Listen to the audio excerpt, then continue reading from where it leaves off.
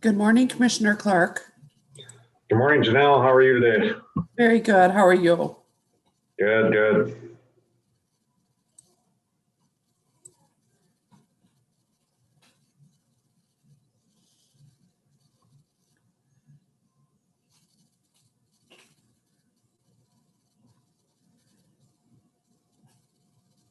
Good morning, Ben.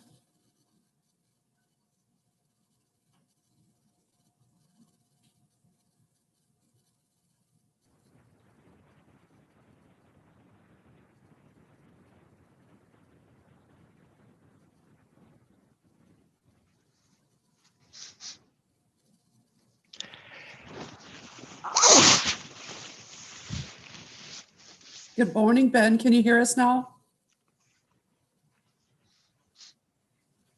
You're on mute if you don't realize it. There we go. How's that? Very good. Ben, Lynn was trying to get a hold of you. If you can you check your email, please? Yeah, I saw that. That's why I logged in here. Anything else I need to know besides what was in there? Just touch base with Lynn outside this. Okay. Thank you.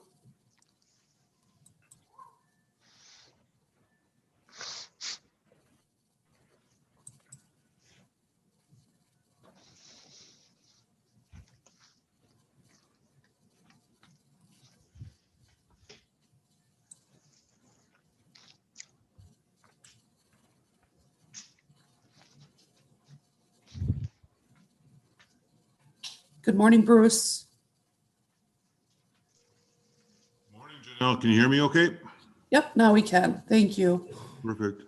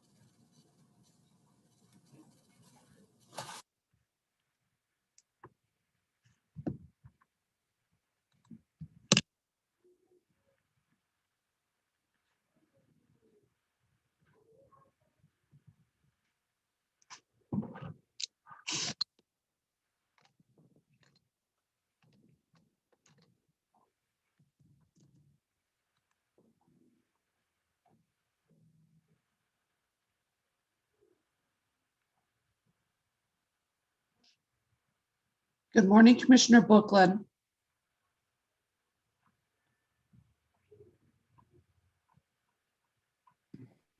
Good morning. Can you hear me? Yes, we can. Thank you. Good. Good morning, Alan.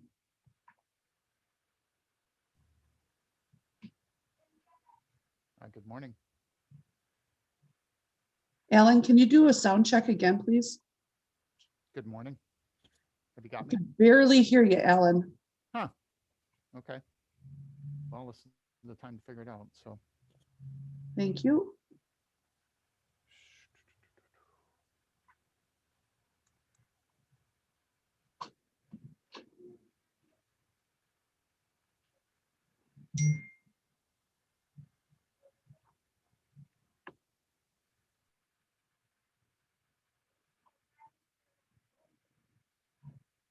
Good morning, Paul.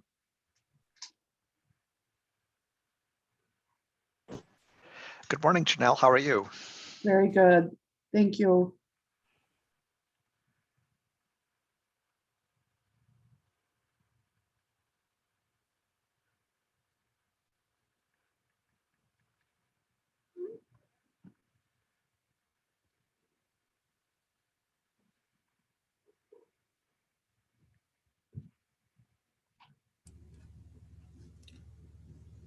Janelle, does that sound a little bit better? That does sound a little better. Thank you, Alan. Okay. I have basically gave me two selections for what appears to be the same device, but the other one seems like whatever reason. Okay. This So, is why we sound check. Thanks, Al. exactly. Thank you. You bet.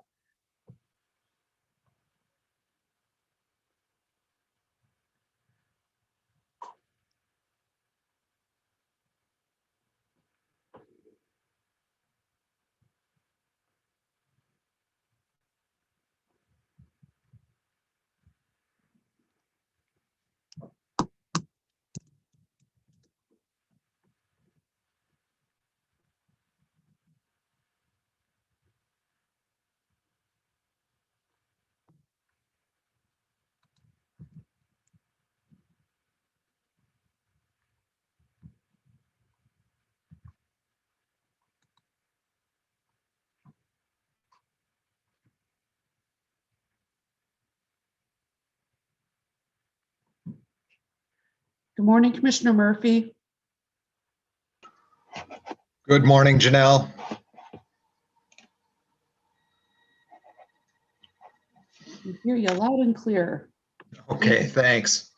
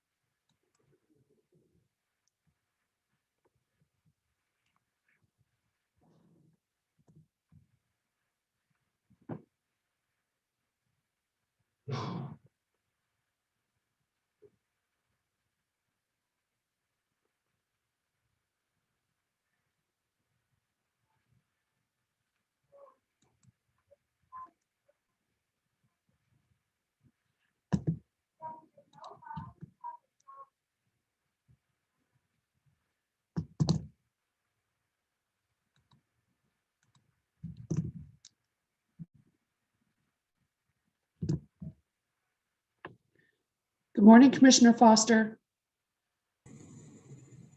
Good morning, Janelle. How are you? Very well, thank you. Good morning, Commissioner Wilson. Howdy, howdy. Thank you. So happy to be here.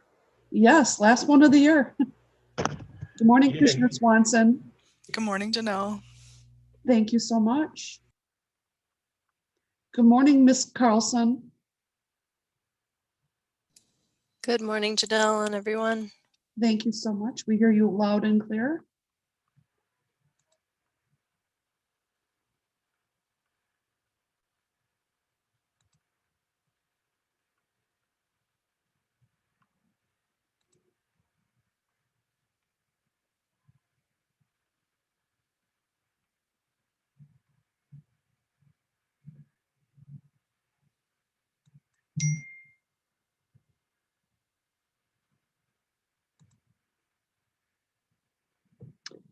I hope I don't mispronounce this, but good morning, Ms. Broadus.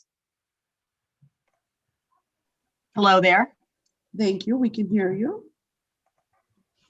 Hey, this is Wilson. Sorry to do this to people, but I do have well, actually a pretty important work meeting that I need to go to that starts at 9, so I'll probably be buzzing out of here right about then to go to that, which is being held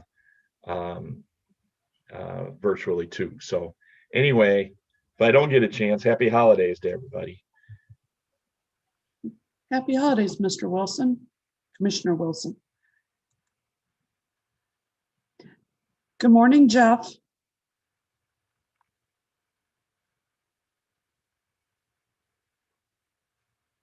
That's Mr. Bracktrup.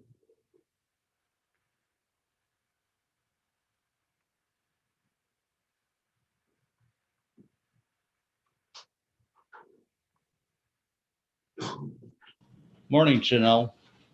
Thank you. We just wanted to make sure we could hear you. Yeah. Good morning, Janelle. This is Jeff. Good morning, Jeff. Good morning, Commissioner Havel. Morning, Janelle.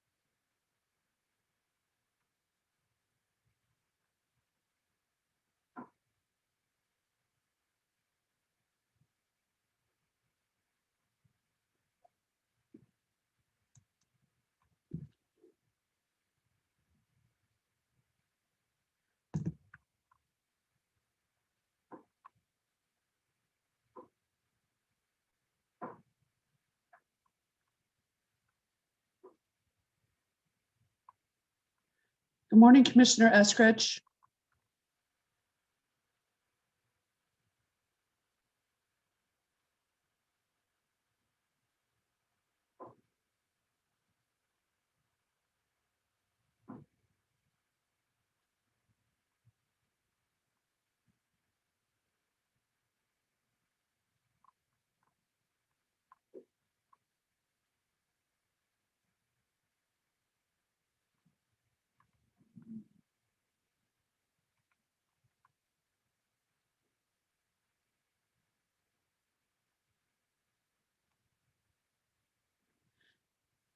Commissioner Eskridge, can you hear us well?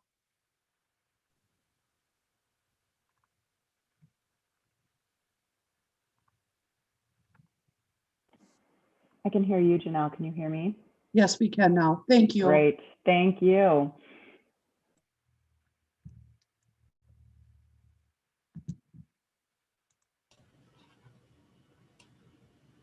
Do we have everybody, Janelle? I just admitted Commissioner Meyer. Oh, okay. And Commissioner Meyer, welcome. Can you hear us well? Can do. Morning, all. Good morning, Ezra. Okay, well, it's 8 o'clock. We'll call the meeting to order. Let's see here. The agenda. So welcome to any of guests. And Janelle, you want to go through the virtual meeting guidance? Certainly.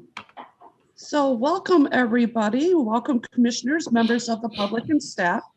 To help us have a smooth meeting, I'm going to review just a few decorum rules for everyone. Number 1, please ensure your mic is muted unless you are speaking. Number 2, please state your name before speaking. Number 3, in general, please have your cameras on if possible. If you're a speaker, this includes staff. You may turn your cameras off if you're experiencing technical challenges. And number 4, as a reminder, the public chat has been disabled, but you can still send messages to the host if you need to.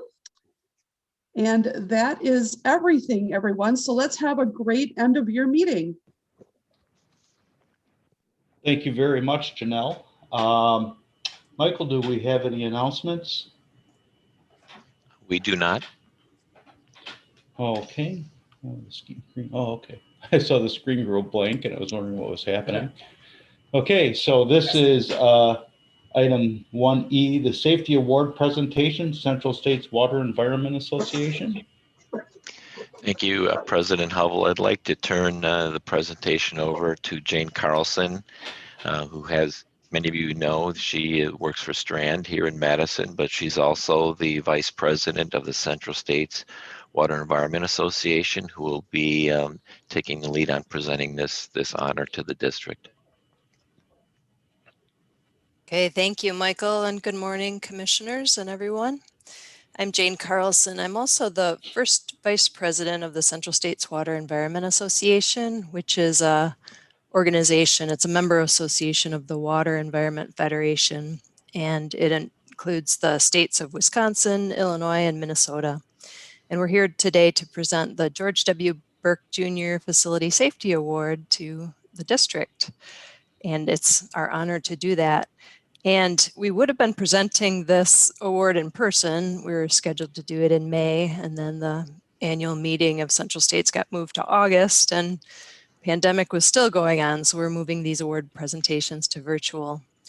And I just wanted to mention some of the other most recent award recipients for this, including the City of St. Cloud, Minnesota, the City of Janesville, New Water in Green Bay, and Glenbard Wastewater Authority in Illinois, and Western Lake Superior Sanitary District in Minnesota are the 5 most recent.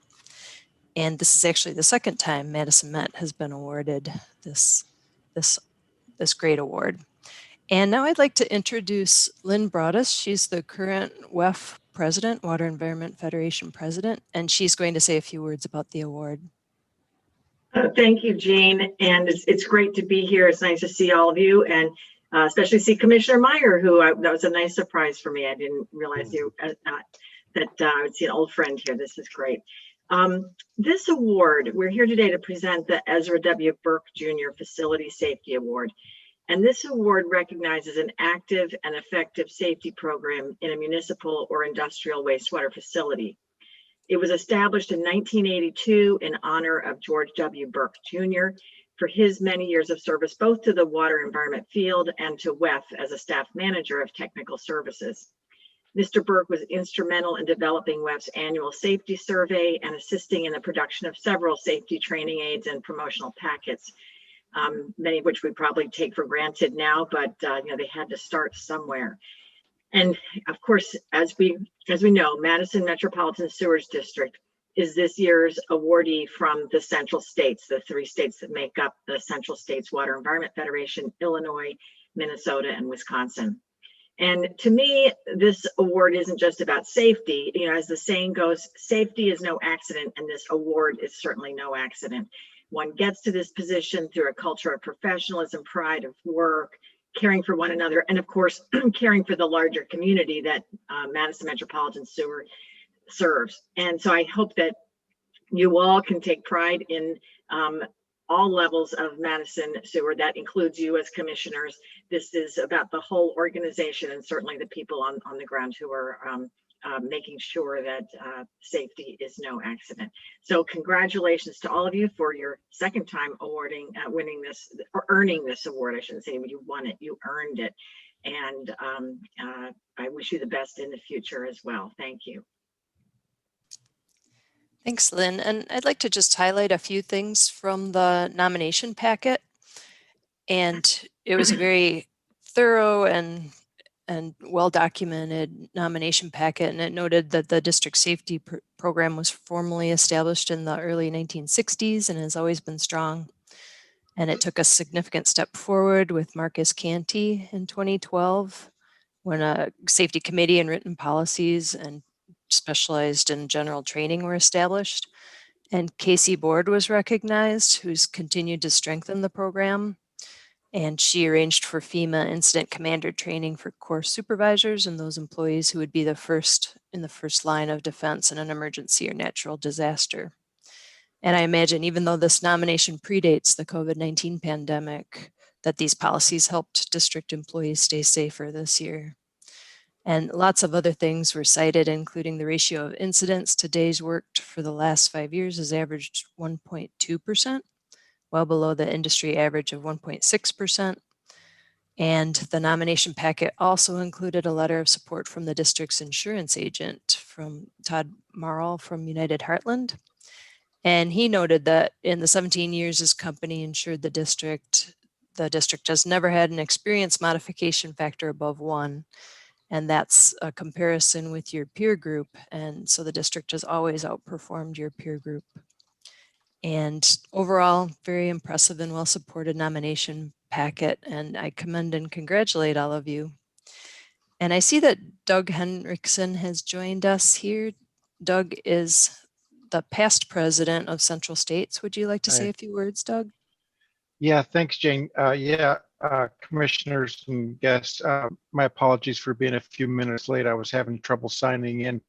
But as Lynn and Jane mentioned, Central States is very excited for you guys to win this award. This is a very important award. And as Lynn mentioned, you guys won it back in 1991. It's almost been 30 years. So a big congratulations for winning this again. And we just wanted to say that, we were trying to do a formal awards program back in May of 2020. And actually, as you know, COVID hit in March. And so at the last minute, we decided to move our conference to August. And then we were watching the COVID situation, and sure enough, that kept going on. And so that was the time we made the decision that we had to go to a virtual conference. That was the first time we've ever done that in our history. And one of the things that had to get cut was the awards ceremony, unfortunately. But now we're going around and meeting with all of the award winners and giving these presentations. And actually, I think this is actually giving us a little more exposure and giving you guys a little more notoriety, because I think it's involving a lot more people are hearing the presentations. So again, we wanted to thank you guys for all of the hard work that you do in running your treatment plants and your collection system and everything that you do. So congratulations. All right, that's all we had, Michael. Thank you Thank all. you. Thank you for this award, and we accept it. And there's not a more important award to receive than a safety award, because our number one job is safety.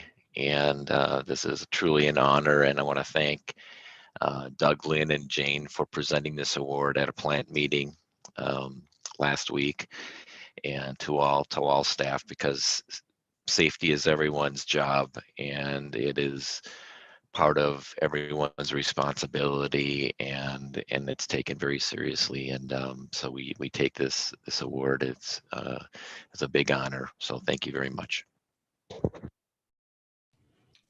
Yeah, thank you very Thanks. much. I just want to say on behalf of the district, we've always strived for safety and recognize the importance of the people on the ground, as you said. And it's always getting more and more challenging as technology and things occur, that there's easier distractions in that, but to always keep the focus is important. So thank you very much. And I appreciate that you did present it at a district staff meeting, because I think those are the people that are really the ones so much involved in doing this. Okay. Well, thank you. That moves us to item 1F, proclamation honoring Jeff Bachtrup for his years of service. Michael, you had a few things to say? Yes, I do. Jeff is retiring in December after 38 years of service at the district, and the proclamation before you cannot fully and adequately convey Jeff's many contributions during this period of time. His initial connection to the district began when he was a graduate student in civil and environmental engineering at UW-Madison, and he performed research work on aeration tanks at the plant. And after graduation, Jeff applied for a staff engineer position at the district and was hired in October 1982. As a proclamation shows, he rose to increasingly responsible positions over his accomplished career, and his accomplishments are multifaceted. He was the project manager on major additions to the treatment plant and collection system. He developed the district's first computerized maintenance management system, which was a huge innovation at the time. And that system is still being used here today, almost 20 years later. He worked with the commission to establish financial policies that are currently in the commission policy book. And I promoted Jeff to assistant chief engineer about 5 years ago because of his integrity and commitment to the district. Jeff knew more about the inner workings of the district more than just about anybody, and I could always trust Jeff to give me the full picture and tell it to me straight. And at times, Jeff had the courage to tell me what I didn't want to hear, and that was just so valuable to me. He helped transition and took on responsibilities for the budget and financial responsibilities. And what I learned working with Jeff through the years, that not only did he build my trust, but he built the trust of the whole organization and with our customer communities for many of the same reasons: his integrity and directness. Our owner communities would always receive straightforward and defensible answers to their rate questions. And Jeff always paid attention to the details which matter when you are entrusted with the public's money. So in summary, I want to congratulate Jeff on his retirement and all of his endeavors, which have built public confidence and trust in the district. And that is something that makes all of our jobs easier as we lead the district forward in the future. having the public behind us is a really important thing, and Jeff had a major role in helping to do that. So congratulations, Jeff. Thank you, Michael. Can you hear me? Yes. Yeah, I'd just like to say that I'm proud to have served the district.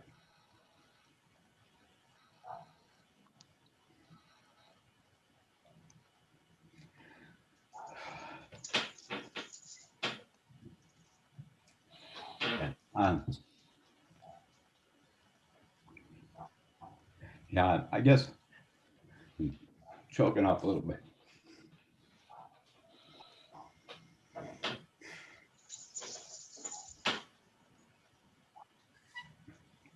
Yeah, I am proud to have served the district my entire career and to have contributed to the good work that the district does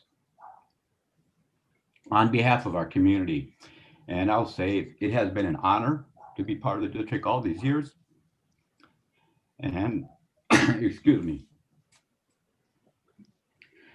And I would say the most important thing is to work with so many good people with the district, both staff and commissioners, and including some of the people on this call right now outside the district, including Jane Carlson with Central States over the years, where I was active in the mid-90s pretty heavily. So I guess I'm very proud and honored to work for the district all these years, and I look forward to the district continuing its good work into the future. And among the good people of the district, I will include the staff and commissioners, because it's been a joy working with this commission over the last years. So thank you very much.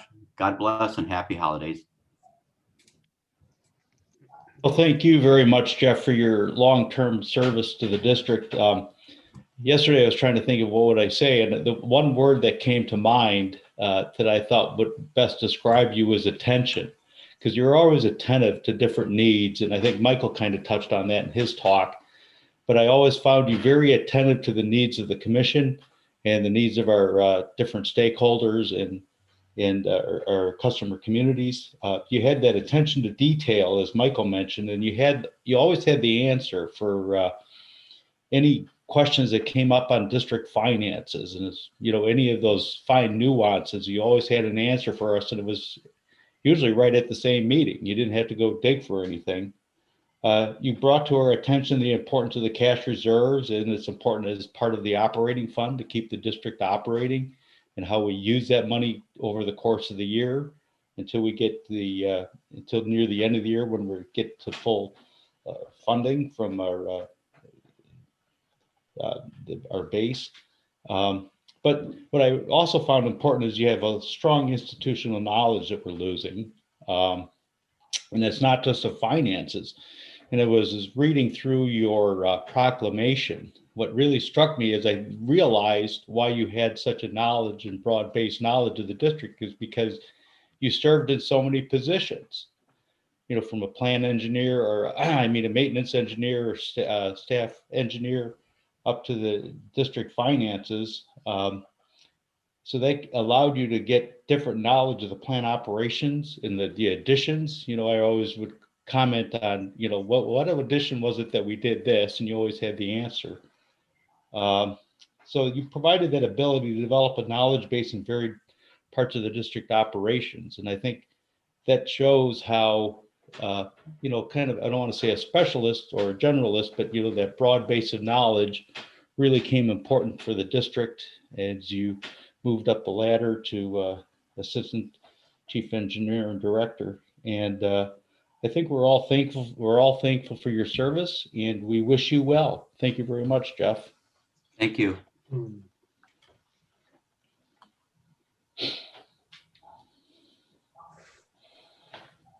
Okay, anybody else have any comments they wish to make? Thank you, Jeff. It's been great working with you over these years. Really appreciate it. Appreciate the opportunity. Thank you all. See you out on the bike trail. I hope so. That'd be great. I'll be around. Okay, well, thank you very much, Jeff. Enjoy your retirement. It's well earned. Okay, that takes us to item 2, appearances by the public. Do we have any appearances? Okay, seeing none, we'll move on to item 3, which is the consent calendar, and we have the approval of minutes from the 25th of November. We have the approval of cash statements, operating and capital projects, and then the approval and transaction amount to purchase certain chemicals and materials for the operation of the district different systems. Do we have any questions on anything before we get a motion? I don't see any hands up or anything. So do we have a motion to approve the consent calendar? It's Wilson. I'll move approval of the items in the consent calendar. Okay, we have a motion by Commissioner Wilson. Do we have a second? Clark, I'll second. Okay, motion by Commissioner Wilson, second by Commissioner Clark to approve the consent calendar. All those in favor say aye. Aye. Aye. Okay, any opposed? Motion carries.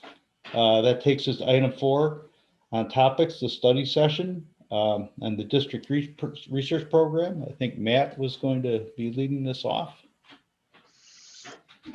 Yeah, hi, good morning.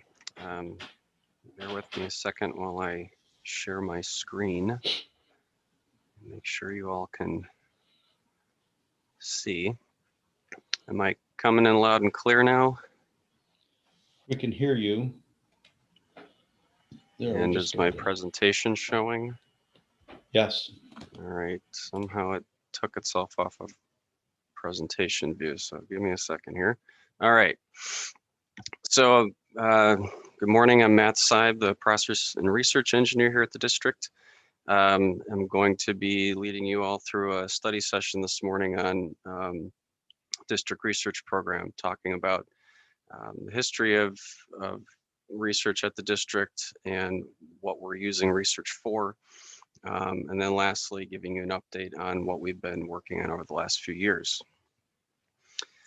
So kind of a brief history, the district has been doing research type investigations almost its entire history. Excuse me. Going all the way back to the 30s, we were doing work with the university, looking at how to use biogas at the plant and trying to understand the impact of sewage on the lakes. And you know, we've had numerous milestones over the years on things that we've been involved with. This timeline kind of gives you a general sense of some of the types of things we've been doing over the decades. And one thing I would point out here is that you'll notice that early on in the district's history, fewer research projects are being represented on this timeline. And starting in the 70s, that effort really starts to pick up. There's a lot more things we've been working on. And there's a couple reasons for that. One is the Clean Water Act. So wastewater regulations really started to pick up at that time. And so there was a lot more need to begin looking at how to do things differently, make improvements, and address permit requirements and things. So that's driven more intense efforts over the last few decades. And also just a bit of a culture shift. Beginning in the 70s, we had different leadership at the organization that really emphasized partnering with the university and looking at ways to innovate. So over time, based on the information I have in talking with Paul Name, our district historian, it looks like we've done about 100 projects over the district's history. And some of those are projects that the district has sponsored directly or financed directly. Some of them are just projects that other groups like the University of Wisconsin have conducted on their own, and we've been a contributing partner to those projects. But they've all been something that has looked at an aspect of the district itself. So a very logical question here, why do we do all this research? Well, the very simple thing to distill it down to is decision making. The district lives in a dynamic world. We have permit regulations that change. We have factors in the wastewater that change over time. We have technology that changes. We have different economic drivers that change over time. And that means that the district needs to be responsive and versatile to change. And so we need to make decisions, and we need to have good information to make those decisions. So we've used research in the past to help us make decisions in a lot of different areas for things like how do we meet new regulations? How do we comply to permit?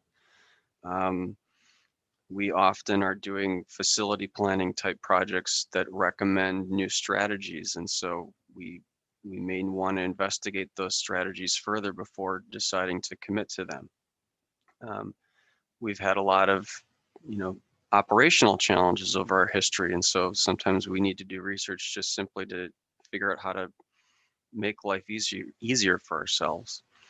And we may also identify knowledge gaps where we just feel like we need to have more information on a certain topic to be able to think about it intelligently and navigate the future. And so we'll, we may organize a research effort just simply around gathering more information. So research satisfies a number of commission policies. So we've obviously been doing research before these commission policies were put into place, but just emphasizing that research does align with the policies of the district. And the one I would emphasize is policy O-2A, which really is about being forward thinking. So we're doing research to help inform decision making for the future. So what do we need to do down the road? Another general concept I'd like to emphasize here is the idea of basic versus applied research. So the district conducts research and investigations and studies that are specific to the district's situation. We are trying to gather information that will specifically help our ratepayers and the operations of our facilities. And so you can think of research as sort of put into two basic bins. There's basic research, which is looking at fundamental concepts like what is a bacteria or how does internal combustion work? And then there's applied research, which is how do we take knowledge and use it in some way? So the district has is focused on applied research. We are looking at how to use tools and different ideas and concepts to impact what the district does. We are not involved in basic research because the district doesn't have the resources needed to translate basic research into something. So some examples of applied research, as Michael was mentioning, Jeff was involved in some work back when he was a graduate student many moons ago. And at that time we were looking at oxygen transfer. So how could we aerate our biological processes in a more efficient way to save energy? So there were lots of different questions around that, all the way from will they even work to how do we maintain them? Are there, gotchas? All kinds of things. So we had a number of different projects around that back in the 80s. In the 90s, we were focused on biological phosphorus removal. So this concept was around, but questions remained around, would this work in Madison with our wastewater? Which type of biological process would be the most reliable for us? Could we get away from using chemicals and things like that for phosphorus compliance? We have also looked at things like disinfection technologies or operational challenges. So back in the 80s, again, we had a lot of problems with nuisance organisms in our aeration systems. And so looking at how to operate things differently to prevent the emergence of those organisms. More recently, we we identified Ostera as a way to recover nutrients, but that really was born out of an operational challenge around struvite formation in our process system. So we were doing research on how do we get rid of struvite in our process, and one of the answers was look at something like Ostera. So this is what we mean by applied research. So now switching gears a little bit to what we've been doing lately. So I'm talking about sponsored research. These are projects that the district has been actively dedicating financial resources to. And the big one that we've been looking at for the last several years is low dissolved oxygen, low DO, activated sludge. This research is trying to fulfill a couple strategic objectives at the district. So the big one is trying to reduce energy demands. Aeration of our biological process is the single largest energy demand that the district has. And so if we can identify ways to reduce energy in that area, that will have a significant impact on our energy situation. This also connects to concepts like nutrient life cycle and environmental protection, because this is our primary process for treating wastewater. And it also gets into decisions around infrastructure with our liquid facilities improvements projects, because we know we're going to be having to rehabilitate significant components of our activated sludge systems in the next several years, and we want to know which options are the most viable to commit our resources to. So going into a little more detail here, within that liquid processing upgrades idea, there are a number of different capital assets that this affects. So equipment related to energy use, our replacement of blowers, replacement of our diffuser systems in our aeration basins, process control technologies, potential need for additional final clarifiers, pumping and mixing systems, and also our potential for additional nitrogen removal. So there's a lot of significant capital assets that we know we're going to have to replace or do something with in the near future. And this research is intended to help inform what type of process we might want to use, and the type of process connects to all these different assets. So again, we have a number of projects that are lined up in the next few years that are outlined in our capital improvements plan. So we've already signaled that these things are coming. And what I'm trying to point here to is that $38 million number. And I want to be very, very clear here that that is a very general estimate. Don't hold me or anyone else to $38 million at this point. The intention of this slide is just to give you a sense for the number of zeros that we're talking about in terms of potential need for asset replacement and facility upgrades. These are significant projects. So getting a little bit more into the detail of this research, some of you are newer to the commission, some of you have been around for a little while and may recall that we began this work in around 2013. And our initial questions were very practical. It was things as simple as, can we simply lower some of our operating set points in our process, like reducing our dissolved oxygen concentration to save energy? And does that compromise our treatment performance? So we were primarily looking at how does this impact our ability to remove ammonia from the wastewater, but we were also very concerned that it may impact our ability to remove phosphorus. And so really it was about exploring practical limitations to reducing dissolved oxygen without having significant impacts on our biological process. And then also trying to understand how does the biological process change when we do this to it. So the basic question was, can we use less oxygen? This research told us yes. we should be able to use less oxygen. And generally speaking, we may be able to achieve a 25% savings in energy demand by doing this. And that's a noticeable savings. And we also did not see biological phosphorus removal compromised. So this is very encouraging news.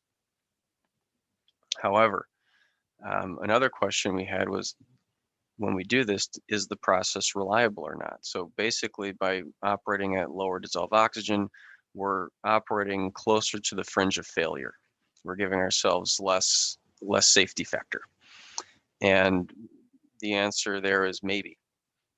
So what we concluded is that it probably will work, but we likely need to have better control of the system since we have less of a safety factor if we're going to do this.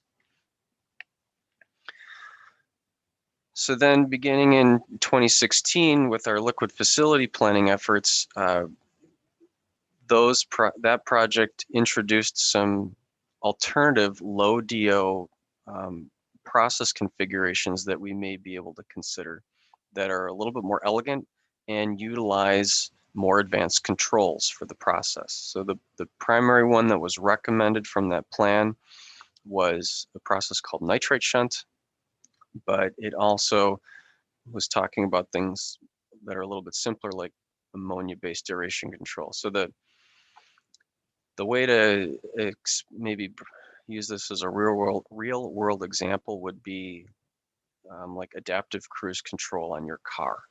So there's cruise control, and then there's the car trying to figure out what's happening in front of it. So that's what essentially these processes are trying to do with wastewater. So our basic question was, can we have a reliable process with better controls? And what we found with ammonia-based aeration control is, yes, we can do this. But there is some fine print here. There's a knock-on effect in that we have created a negative impact on sludge settleability. So this picture down below on the left shows our biomass from our current full-scale process that runs at a higher DO, and you can see that it settles very well when we put it in a settling column. And then the two on the right are showing different processes that we're trialing at low DO, and you can see that the settleability is not as good. And one, it's very poor. So this is concerning to us. So that's sort of where we're directing our focus now, is how can we maintain a low DO energy saving process that reliably removes nutrients, but also maintains good sludge settleability. And we also concluded that the recommended process from our facility planning efforts, this nitrate shunt process, is not viable. We were not able to maintain any sort of stable control, and we're not able to get good treatment with the conditions that we see here in Madison. So that leads us into our current work. You may recall that last year we came to the commission with a multi-year research agreement that laid out about 2.5 years of work. So we've now completed 1 year of that work, and we're continuing with our plan, and it's really focused on understanding how do we get the sludge to settle better. So we're continuing to evaluate process stability over time, especially in winter conditions. Our process is most susceptible to some challenges in the winter. And so because winter only happens once a year, we kind of have to repeat this several times to confirm stability. We're trying to look at the different waste fractions that come into the plant, because we know that variability in the waste causes variability in treatment process, or has the potential to. But we're really focusing on these last two things: biological flock and options to densify the sludge. And that's what these pictures on the right are trying to show. So I'll direct your attention to those two tubes with the blue caps. So the one on the far right is synonymous with what we're seeing right now, a type of biomass that's very dispersed and doesn't want to settle well. And in a perfect world, we'll get to a point where we have this biomass in the left tube that's more of a granule, it's more dense, it settles more rapidly. And the reason that we want to try to do this is because it would allow us to avoid implementing additional infrastructure, like adding more clarifiers or some other type of process to manage solids retention in our process if we were to go down the pathway of low dissolved oxygen. So our next steps here are to first continue what we've been doing. So we have a research plan identified, and we're in the midst of it. In the next few years, our intention is to scale up this pilot testing to a portion of our full-scale plant if we identify a process that we are comfortable with at pilot scale. So we're of course not going to move into full-scale testing if these smaller scale pilots don't give us data that we're comfortable with. And piloting at full scale is useful because there are certain things that we just can't do at small scale. There's equipment that just we can't scale it down far enough. So there may be some opportunities to look at different things at full scale that we really can't investigate at our current scale.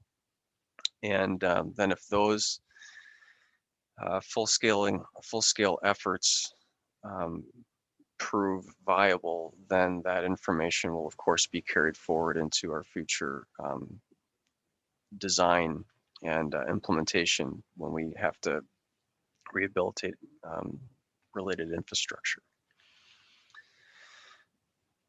So that kind of gives you a sense for our expected pathway for the next several years in terms of what we're focusing our research efforts on. But also want to point out that we have a lot of different planning studies and different things going on in the district right now that are revealing areas that we feel we're going to have to investigate in the future. So our energy master plan and our biosolids studies are identifying alternative processes that we may want to consider for future implementation, and they come with some questions. So there may be opportunities or needs to develop some research efforts in those areas before we commit further resources to those ideas. Things like Badger Mill Creek phosphorus compliance, we've been piloting different ways to meet those permit requirements, and there may be need for other research depending on what direction the district feels is most viable. But then there are other strategic initiatives that the district has identified around things like resource recovery or concerns around emerging contaminants or other factors that we may need to gather more knowledge on before we are comfortable making decisions. And so these are all potential areas that might lead themselves to a research project. And the point here is there's just too much for us to do. We don't have the resources to research all of these things at once. So we'll have to make some decisions about what our priorities are for research in the future.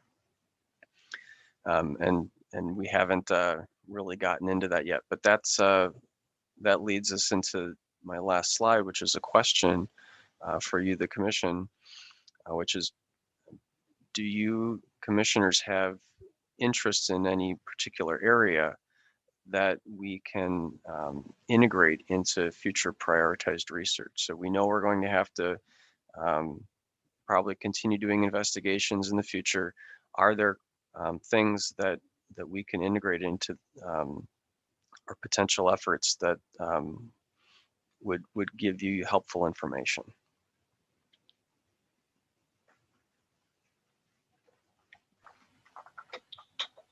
Okay, Matt, could you go back to that prior slide that has yeah. So I guess one question I have is the timing. I know we're right in the midst of the energy management master plan. And obviously you said, there's certain things in that would lead to more study, but, we're also doing changes in our liquid processing system right now. So are we too behind the game with some of these things, or can they be implemented after with, little additional cost? That's a really good question. Yes and no. With any option, there's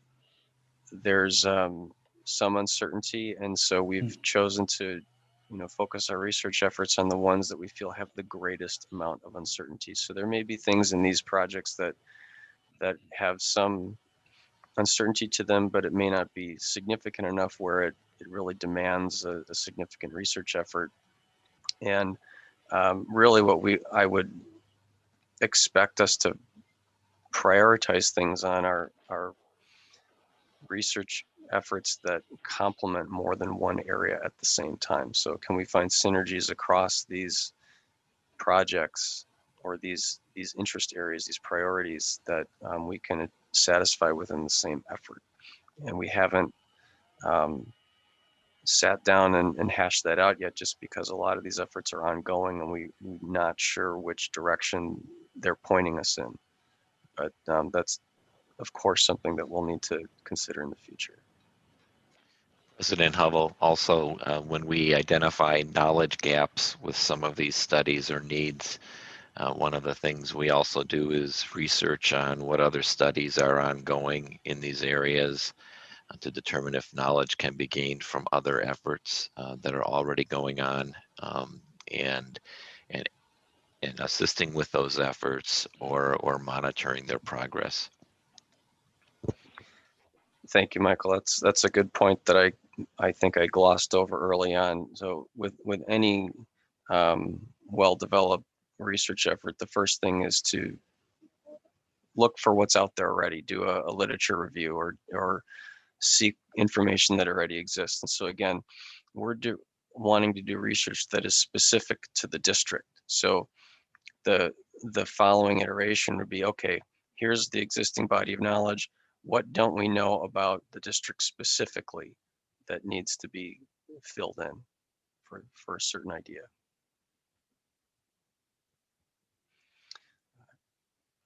Okay. Commissioner Wilson, I see you've got your hand raised. Yes, I do. A couple things. One, as you've taught me a couple things. Well, two things. One, a new word, settlability, I believe you said about sludge. Thank you, because I may be using that word eventually. And the winter only comes once a year. I really never thought about that. My question has to deal with PFAS and if you're working like with Marty or with Paul and trying to think about in the future how we might need to deal with that or locate where any discharge is coming from to try and work with other companies that may have that. Just wondering if there's been any thought given to that in your area at all. Thanks, Matt. That was a good presentation too, Matt. Thank you very much. Thanks. So I heard your question was around PFAS and what have we been doing. So as you said, that has been something that Marty has been leading up in his group. So they did a study last year looking at where potential inputs and flows of PFAS are coming into the plant, where it might be going. And I know they're now looking at ways to minimize that in the collection system. So that's more in his wheelhouse. So every work group at the district will take responsibility for different types of investigations, and Marty's the one leading that effort at this time.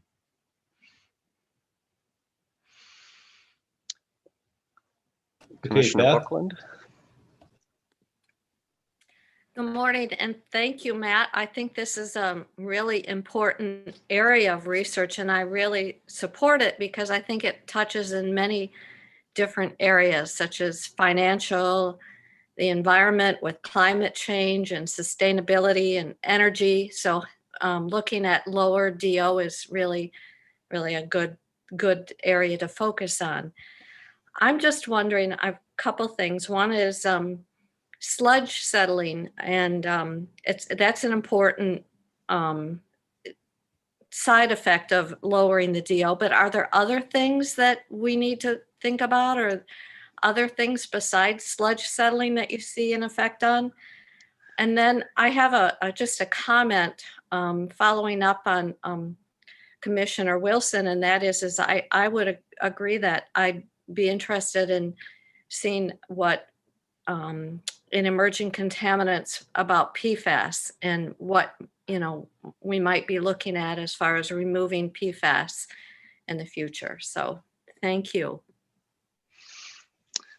All right, so I heard what else do we need to think about with low DO other than settleability, and again, underscoring the PFAS question or other emerging contaminants. So I'll start with the settleability one and low DO. Excuse me. Yes, there are other things that we need to be aware of. And we've been kind of approaching one thing at a time, but, and there, man, I could go in many different directions with this, so great question. The one that's coming to mind for me right now is nitrous oxide emissions. So weirdly enough, when you run a biological activated sludge system at very low dissolved oxygen, you potentially can start converting ammonia to nitrous oxide, which has a massively higher greenhouse gas footprint than any of the other potential gases that we may emit. So we may be trying to reduce energy to reduce CO2 emissions from energy generation to, have a beneficial impact on the environment. But if that creates nitrous oxide emissions, we've actually done a worse job. So that's something that we're wanting to pay attention to, as well as how can we operate the process at a lower DO, but not get into a situation where that's occurring. So that's one thing. And then also, a lot of these processes are focused on converting ammonia to nitrogen gas. So we're taking nitrogen and putting it back in the atmosphere. That does not allow us to advance resource recovery goals because we're not recovering that nitrogen as a usable agricultural product. So the reason for that is we just don't have viable technology right now that can recover that nitrogen directly. But that's sort of a gotcha. If we really want to advance nitrogen recovery, that's something we need to think about.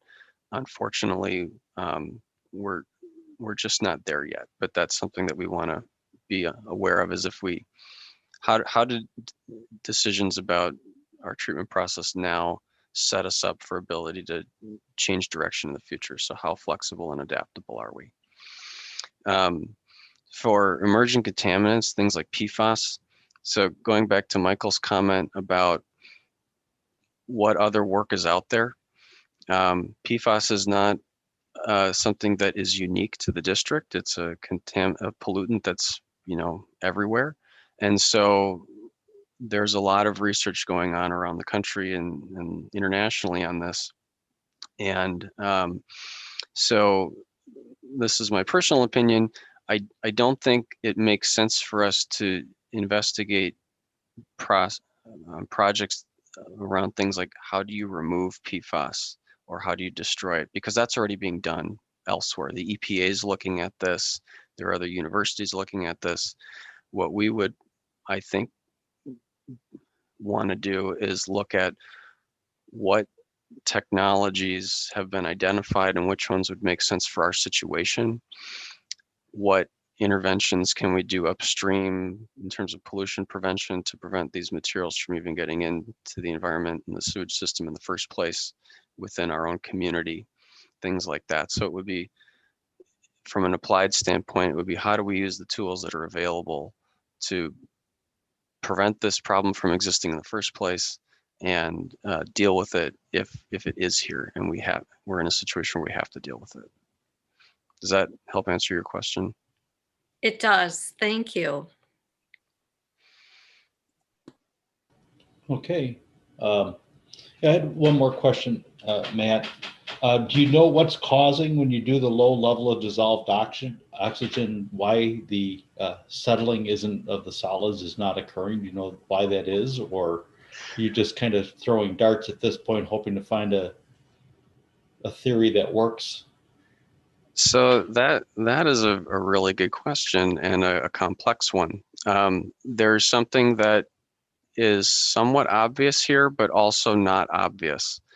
So the somewhat obvious component is that by lowering the oxygen concentration, you are doing what's called reducing a selective pressure. So we are creating an oxygen environment where there's a low chemical driving force to push oxygen into a biological flock.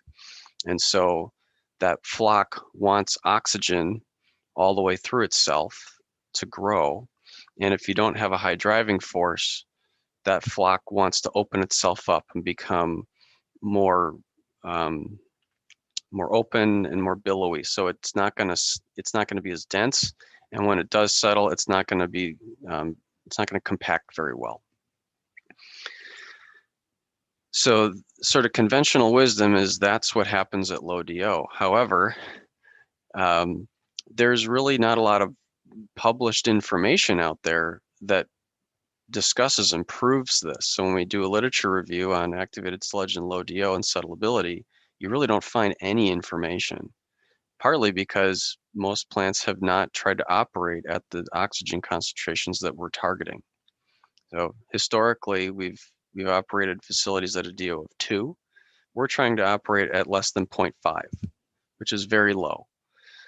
But there are other factors at play around the amount of carbon that comes into the system. So this is why we're looking at the influent waste characteristics. So there's also this thinking that you need to have a certain waste concentration to biomass ratio to create a different kind of selective pressure that would encourage the flock to become dense again. So that's what we're trying to look at, is how do we reconfigure the geometry of the system basically to bring about those types of conditions. And then the last thing we're looking at is how could we maybe just waste out biomass that doesn't want to become dense ever and just retain biomass that is maybe more willing to densify at a low DO condition. So we're looking at multiple aspects of this. Okay, thank you. Ezra, you had your hand up?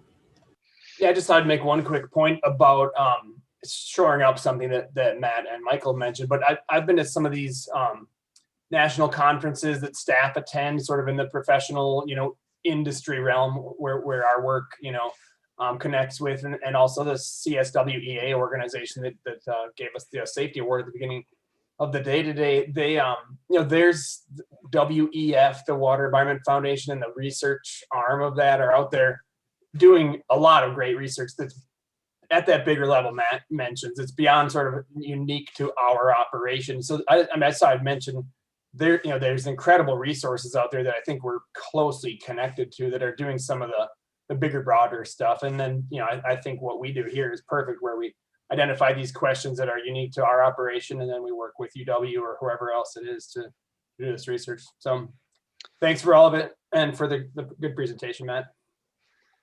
Thank you. Yeah, Ezra, that's a really good point. I'll just underscore there. So we are a member of the Water Research Foundation and Water Environment Foundation. And when there are national level projects, we often will get contacted by groups that are trying to put together projects in these relevant areas and asked to be a contributing partner. And we have over time, joined those efforts either to provide information or perform minor testing, things like that, and that gives us access to a greater body of work in a relevant area for us. So we try to leverage those opportunities as much as we can, because there's a pretty high benefit to cost ratio there.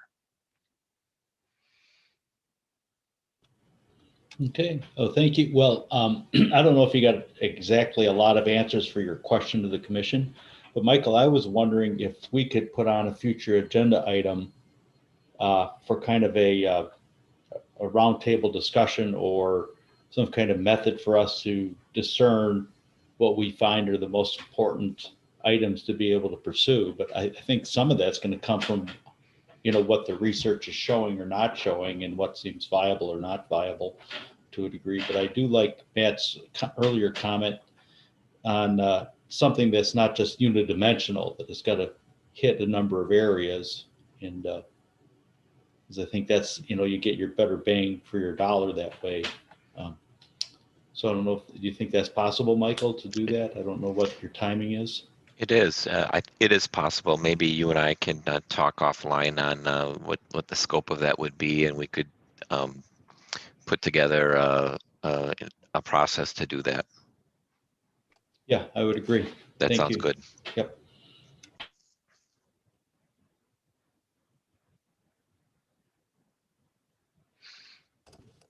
Beth, you have your hand up? Yeah, thank you. I'm not sure whether this is related or not, but I'm just wondering, with coronavirus, is there any ongoing research going on with tracking that through the sewage system? I know at the beginning of it, there was some mention of that, and I'm just wondering if that work is still going on and if there's any update on that. I do. Matter of fact, I had some notes I was going to share with the commission during my CED update on this, on COVID-19 and early detection through wastewater. So maybe maybe this is a good place to share that. This is a time we're just segue right into your CED update. Thank you. Monitoring wastewater is used for early detection of COVID-19 within a community. And for people with COVID-19, the virus can be detected in feces shortly after they are infected with the virus, and even before they experience symptoms, or if they are infected but asymptomatic. So clearly testing wastewater can measure the amount of virus and see whether the levels are increasing or decreasing. And there's a lot of research going on in this area because it serves as an early warning.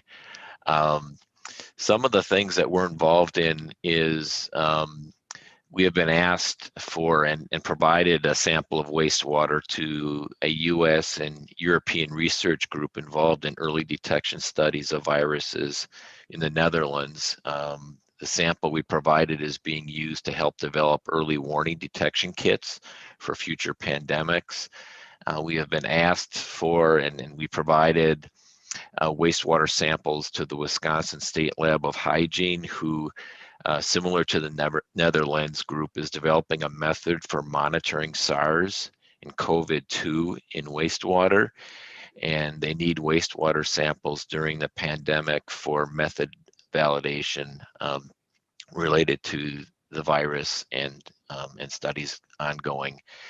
And we are collecting weekly wastewater samples for a research project being conducted by the Wisconsin State Lab of Hygiene and UW-Milwaukee.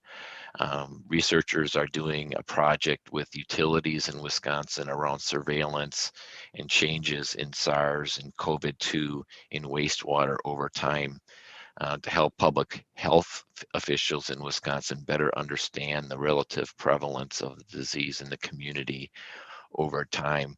That data is actually now available on a dashboard through the Wisconsin Department of Health Services website. Additionally, we just found out that the district has been selected as one of the first 100 utilities in the country to be part of a National Department of Health and Human Services water surveillance initiative.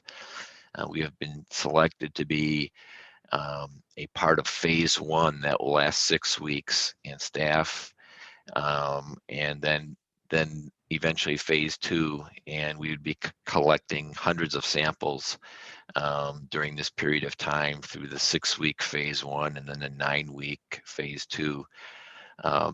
this is a potential for 4 months of sampling by our lab team, and the first phase will test approximately 10% of the U.S. population in terms of COVID-19, and the second phase was adding additional treatment plants will cover 30% of the U.S. population. So it's a pretty big study effort. Our role right here with research is we're not doing the research, but we're providing samples and monitoring the research for the community as a whole. So that's what's going on, and I'll just leave it there to see if there's other questions from the commission on that. Michael, I had one question. Do you know if the testing can tell like a potential percent of the population that might be infected, or does it just tell you whether or not there's infection within the wastewater system, or if there's something like the prevalence of so much of the COVID material can give you an idea of how much population might be affected? Are they working on that at all? Well, my reading of some of the material that's out there so far, and I'm by no means an expert on this, but they are able to isolate and determine how many cases. I've read studies that looked at dorms, and they were able to determine approximately how many people in a dorm actually had the virus. So I don't know how valid a lot of these studies are, but I think that's where the research is going, is trying to isolate not only is there prevalence, or is there the virus in the wastewater, but how much and how much of the population is. Okay, did you have anything? I don't see anybody else's hands up. You have anything else, Michael?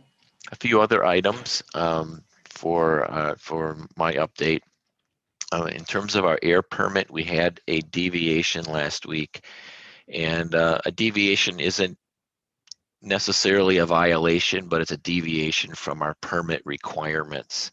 We observed one of our monitoring elements for sulfide concentration stopped working, and the cause and we were not able to get data and provide data as we're required for about a 6-hour period. And that cause of that deviation was first our biogas analyzer failed, and then our secondary biogas analyzer works, but only up to 1,000 parts per million. Our permit limit is 1,500 parts per million. And we usually run in the range of about 200 to 500, but when we took the sample with our backup analyzer, it was above 1,000.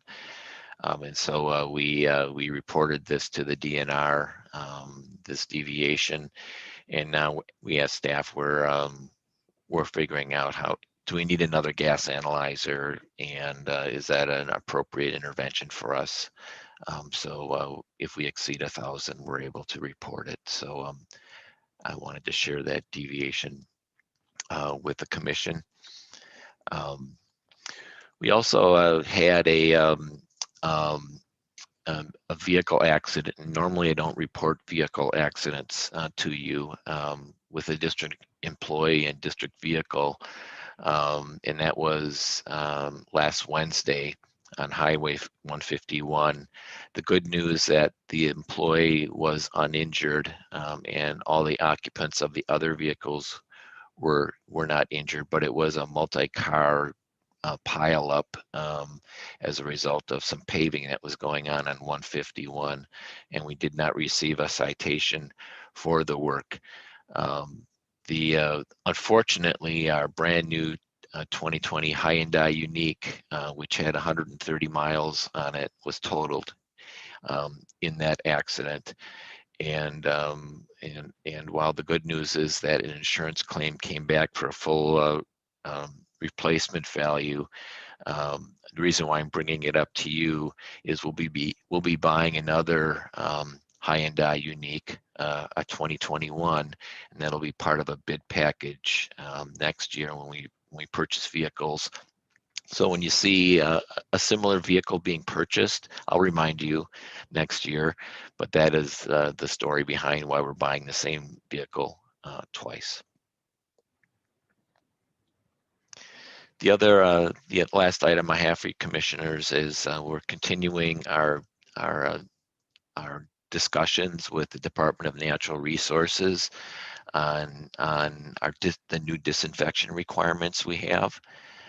That are in our new permit, and we have our third meeting this afternoon, and I expect to come out of that meeting with a very good idea of what our pathway will be and options.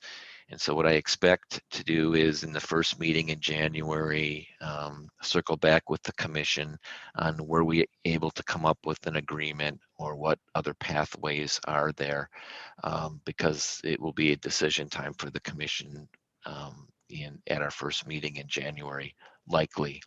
I will be placing a closed session on the agenda as just a placeholder should there be the need to go in the closed session to discuss legal strategy, since this could be part of a contested case hearing next step, but it may not be necessary. So we'll be look for that at the January meeting. So with that, President Hubble, I'll turn it back over to you unless there are questions. Okay, any questions for Michael? Grant? Yeah, thank you. And good to hear that there were no injuries with the crash. Just curious if we have an existing policy around sort of operation of commissioned vehicles, and if so, I guess it'd be interesting to just see what that covers. The reason I bring it up is City of Madison has been kind of taken on a Vision Zero initiative to eliminate fatalities and serious injuries on the roadways, and one kind of key component of our plan development, which is in progress right now, is around fleet vehicles and sort of driving by city staff. And we we already have some restrictions around like use of handheld devices, et cetera. And our fleet manager comes from New York City, where they did a lot of work around safety related to driving, and just might be a great resource. So I don't know if you have something that you could maybe just share via email with us around whatever our existing policies are, and would be interested in just looking at that and seeing if there's any other ways to strengthen that policy and really make sure that we've got the highest level of safety for driving as well. I will do that. Thank you. Okay, that will take us to the annual Metro Growth briefing. Thank you, President Hubble. My name is Ben Erdman, and I'm here to tell you about Metro Growth through the year of 2020. I'm going to try to share my screen here. Is that visible? Yes. Yes. Okay, thank you. So 2020 was a year without, with a lot of challenges coming into it, due mostly to the fall of 2019. I started in this position end of August and took over for Kim Meyer, who really drove the success of the program up to that point, and gave me a good position to start in.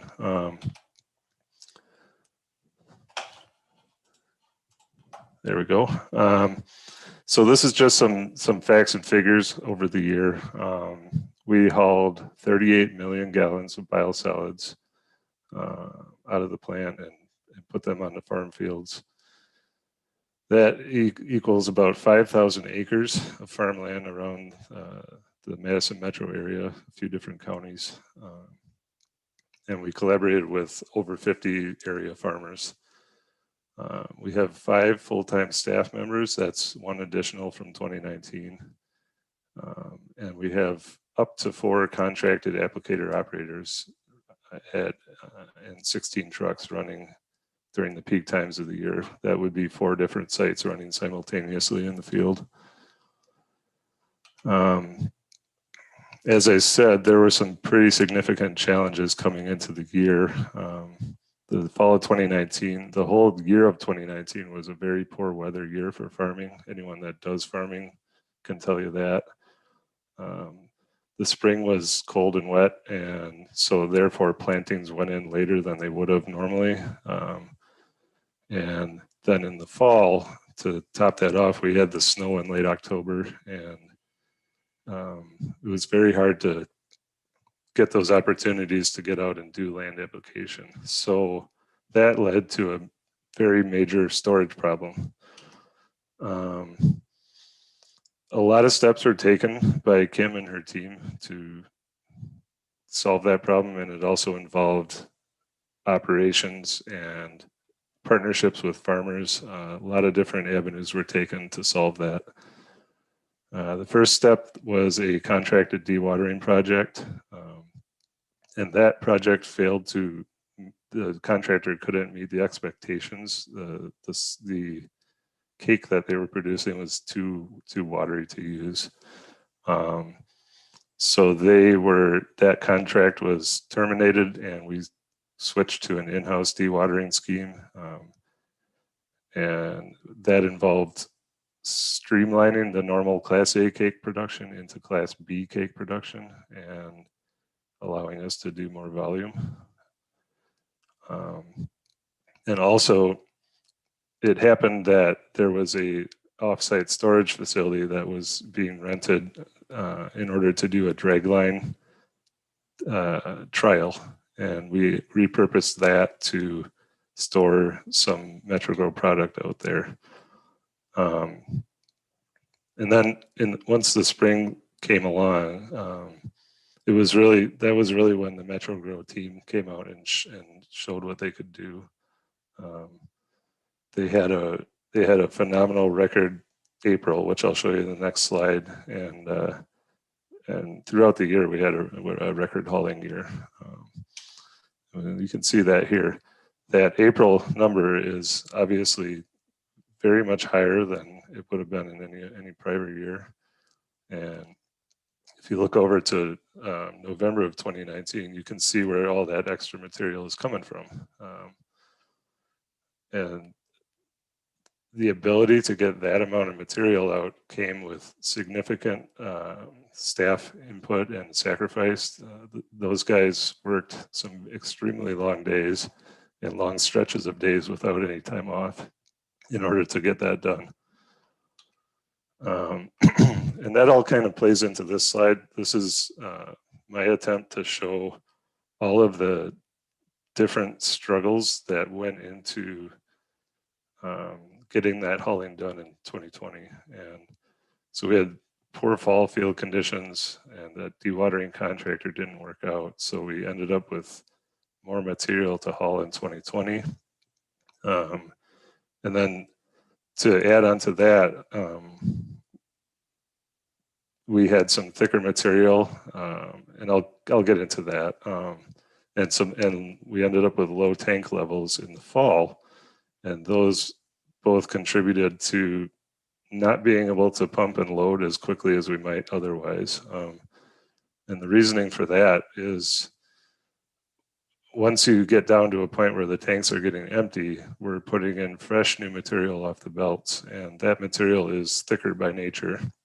And you couple that with a low tank level and a lower amount of head pressure, and it just takes longer to load those trucks and get them out the door. So we end up with trucks lining up at the loading stations, and it takes maybe twice as long to load a truck and then twice as long to unload the truck out at the field. And that all adds to that higher overall hauling cost that we experience.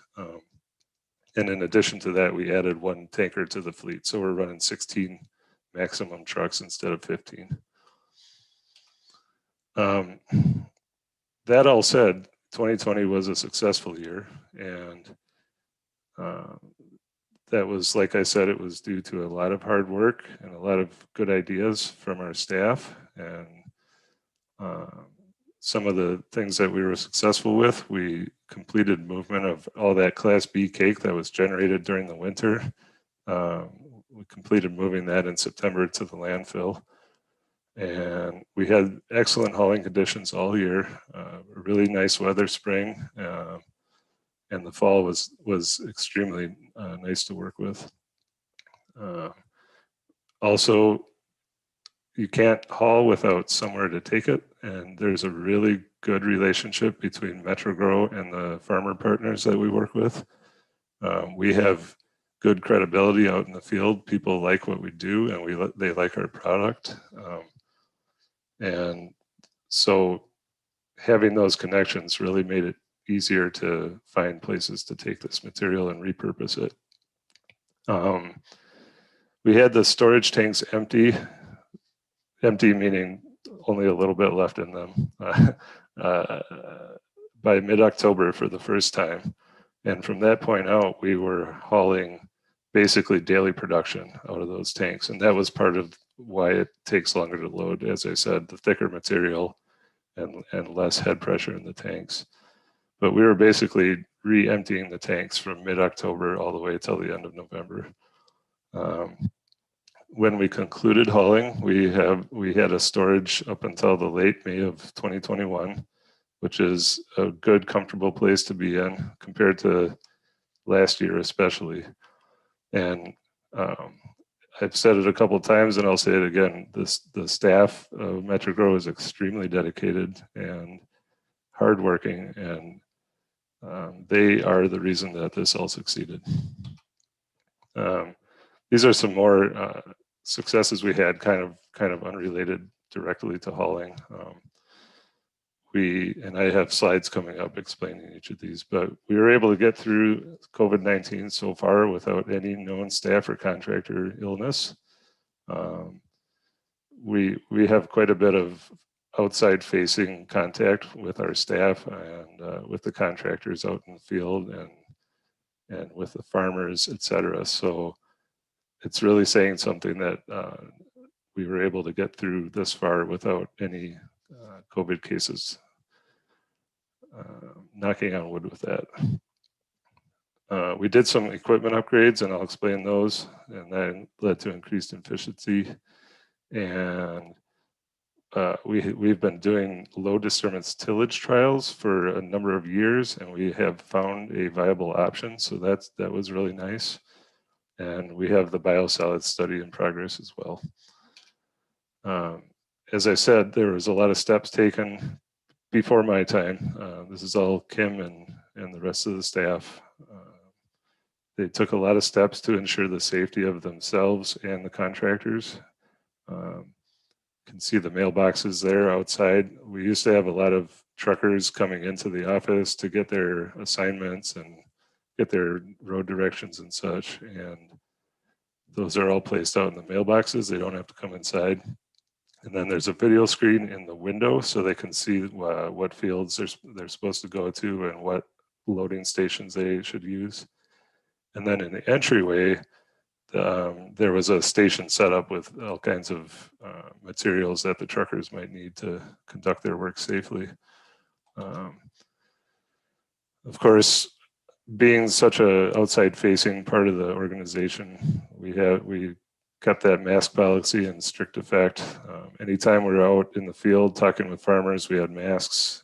When we're sharing rides out to equipment or other rides in trucks, people were masked up. There was some steps taken in the offices as well. You can see that little green line down there. That's a 6 foot from Ross's desk mark. And there was a plexiglass barrier put up in the shop to keep the workstations separate out there.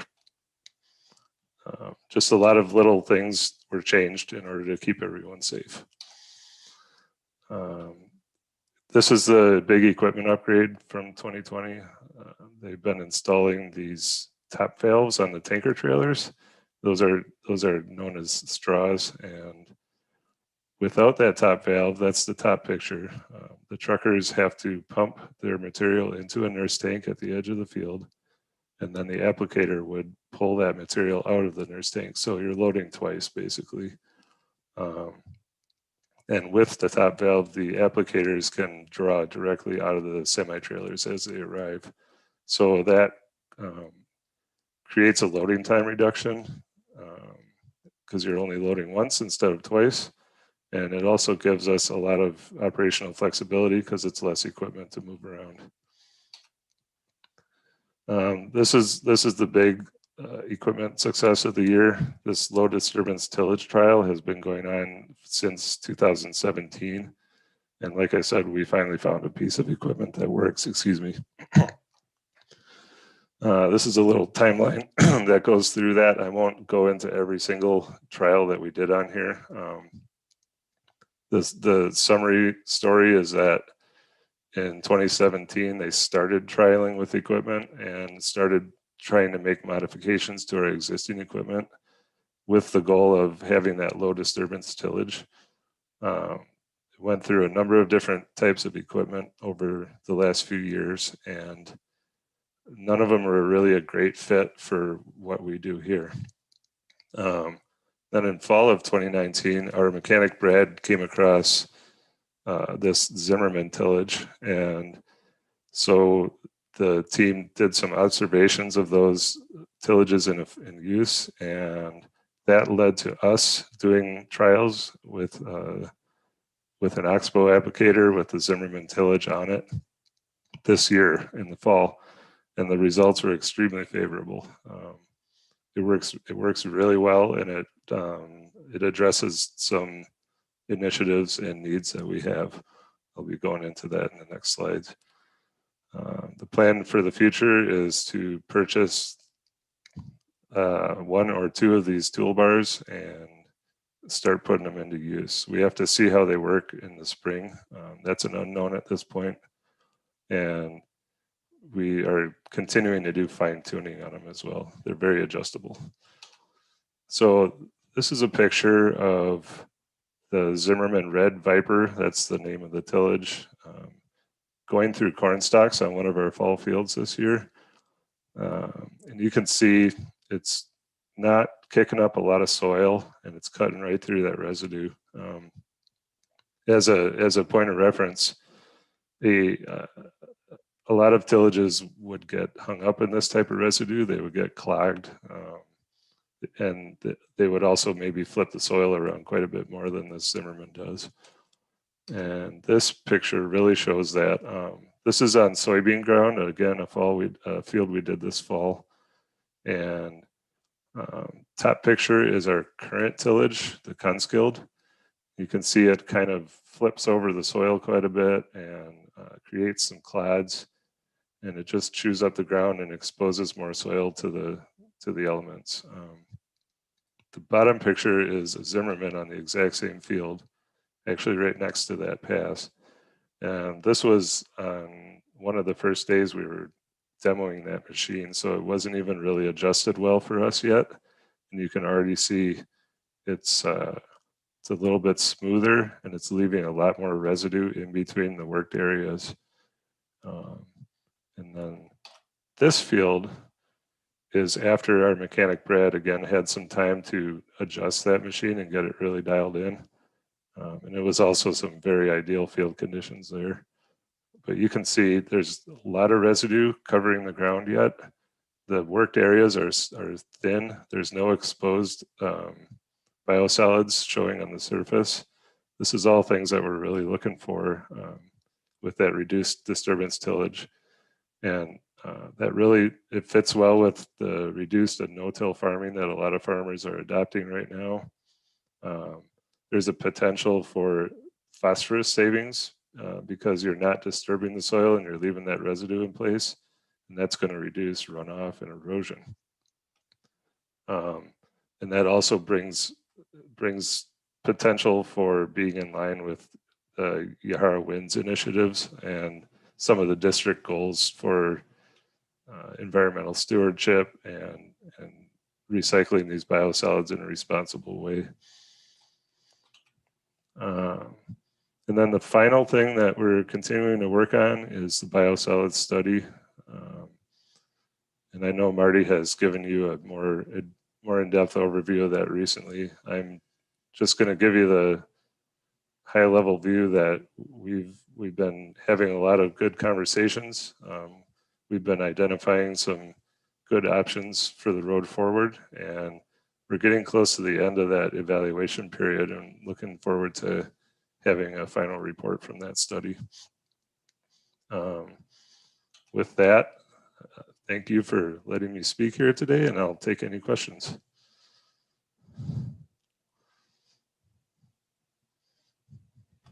Okay, I don't see any hands up. Thank you very much, Ben. It was very informative. I like that new tillage thing. That will be very helpful, I'm sure. Okay, that will take us to Bruce. You got a capital projects update? Yes, I do. Thank you, President Hubble, and morning commissioners. It's been a while since I've given a capital projects update, probably before the pandemic started, so we have a little ground to make up. It has been, I can tell you, it has been a very busy construction season. It continues to be. I think Todd has presented some things in the capital program about, you know, a shift of $40 million roughly from I don't know, what was a year or 6 months, but that is hitting us now in general. And the COVID-19 has not slowed us down at all. There is a lot of construction both at the treatment plant and in the collection system. So I am going to start sharing my screen here. We can go through.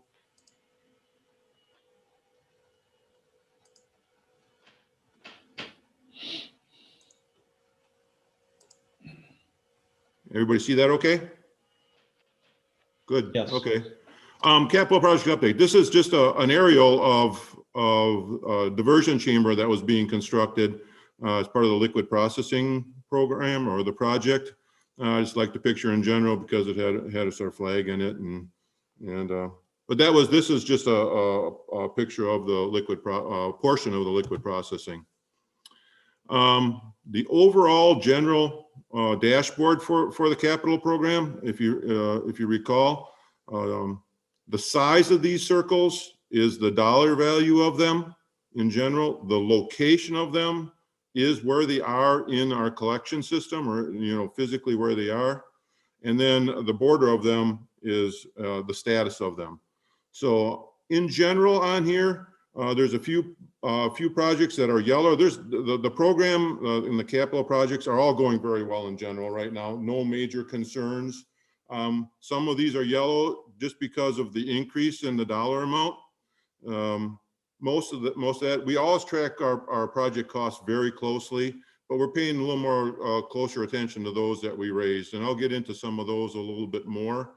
But you can also see that, you know, some of these have increased by, you know, $500,000, but there's also other ones in here that decreased by the same amount. So overall, it balances out, but there are some, you can always get those bigger swings in the capital program from project to project. Right now, there's 16 projects on here, almost $74 million total that's in construction right now. So again, we've been very busy and we'll continue to be very busy for the next year, especially on the construction side. So with that, I will go to the next slide, which is the larger projects. When I say larger, you know, more than $5 million roughly. And there's 4 projects in this group with the largest one being the liquid processing improvements at 16.8 million. And then there's 3 other projects, and I'll briefly review those. The Northeast Interceptor Truax Extension Relief, to get everybody oriented, this is on the northeast side of Madison. Easttown Mall is on the right side here. MATC here, the airport. This is Rindell Park. The new sewer is shown in yellow. About just under 8,000 feet of 42-inch fiberglass pipe was installed. Speedway was the contractor for it. They're a local company. The work is done. Everything in yellow, that's shown in yellow, is installed. The sewer is in service. we're going to wait until springtime to formally accept it. A lot of grass, a lot of restoration was done through the park, and we would just like to see that come up in the spring. A lot of it hasn't come up yet. So, but the sewer is in service. The total project cost for this one originally was in over 9 million. We decreased that to 8.5 million. And Speedway's original contract was just over 7 million. We had change orders of 2.7%. So if you add the 7,034 and 187,000, you'll get, I think it's 200 some thousand is going to be the final contract amount. We know the final contract amount right now. We're just waiting to until springtime to finalize it and see some grass grow. Just a couple of pictures of that. I guess I'll go back to the one before. This is pump station 13. I'll talk about that in a minute, but the red line is the force main. And before, this is the end of the force main. So before it went down the blue line, that's the existing interceptor. Now the flow splits at this structure here. And that structure, this is this structure being constructed. We basically added on, if you can see, there was a 6-foot manhole here, and we added on to that. The old gravity line goes out to the left side here, and the new one, you can just off the picture here, is the new 42-inch. So this is a cast in place structure. It was really interesting. I didn't put a picture in about how they cut the existing. They basically cut that existing manhole in half and with a wire cutter, and then built this around it. So pretty interesting construction. First time we've ever done that. And the manhole turned out really well. And this picture on the lower right is through the airport runway safety area. Very deep. This project was deep in general, but in this area we were really deep, over 40 feet deep. So it basically was a huge earth moving project at that point. They had a subcut 20 feet just so they could dig down another 20 feet. So again, a lot of earth moving, to put a pipe in the ground, but in general, everything turned out okay, and the project is basically done. Liquid processing improvements. This is the biggest project of them all. Right now, it's in construction. It's almost 2/3 complete. Final completion will be in the summertime of 2021. Again, the biggest project, 16.8 million overall. CED Smith is the contractor for it. Their contract is just under 13 million. We haven't changed that or amended that at all. And so far we've had 1.2% in change orders, 155,000. Just a few things on the hydraulic improvements. If you recall, in these areas in red in the aeration tanks, these are 3-pass tanks. The water serpentines through three of the tanks and then exits. We made this into a biological contact on both sides to let open up the 3rd pass so flow can get through there. That's valving in some tunnels. That work is all done. And then we also raised these walls on these channels here. Otherwise, the hydraulic analysis said in the future that those walls would be topped. So a picture of that is, here's what extending those walls. I think they were heightened by about 30 inches. The epoxy rebar into the top of the wall. You can see the guys here pouring the walls. And this is what the walls look like when they're done. There's a little bit left when I took this picture this summer to remain. But that's what those walls look like when we raise the height of them. Another project that on the hydraulic side is the Lagoon pump station. This is the VLB. Ben was just talking about vehicle loading building. This is where they load trucks here, our vehicle loading building. The pump station sits behind that. And that's been in the past to manage water levels in there. So it only has one pump in it, pumps through this red line, the force main back to the treatment plant.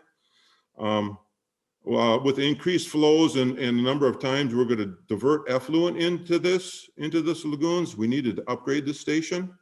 We didn't do anything to the force main. The red line remains the same, but we did increase the capacity and made some improvements to the pump station itself. I'll show you a few pictures of those. This is the lagoon system.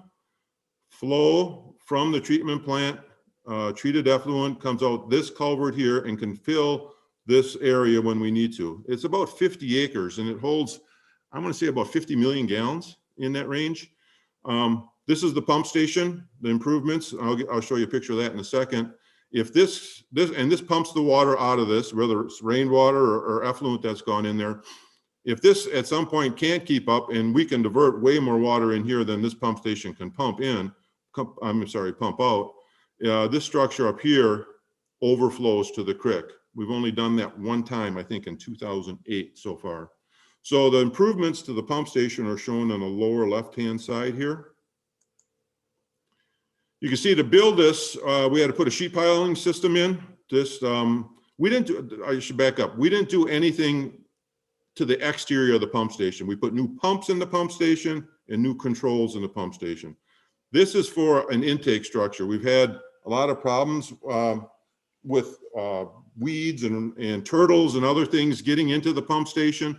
So this was basically to put in an intake structure.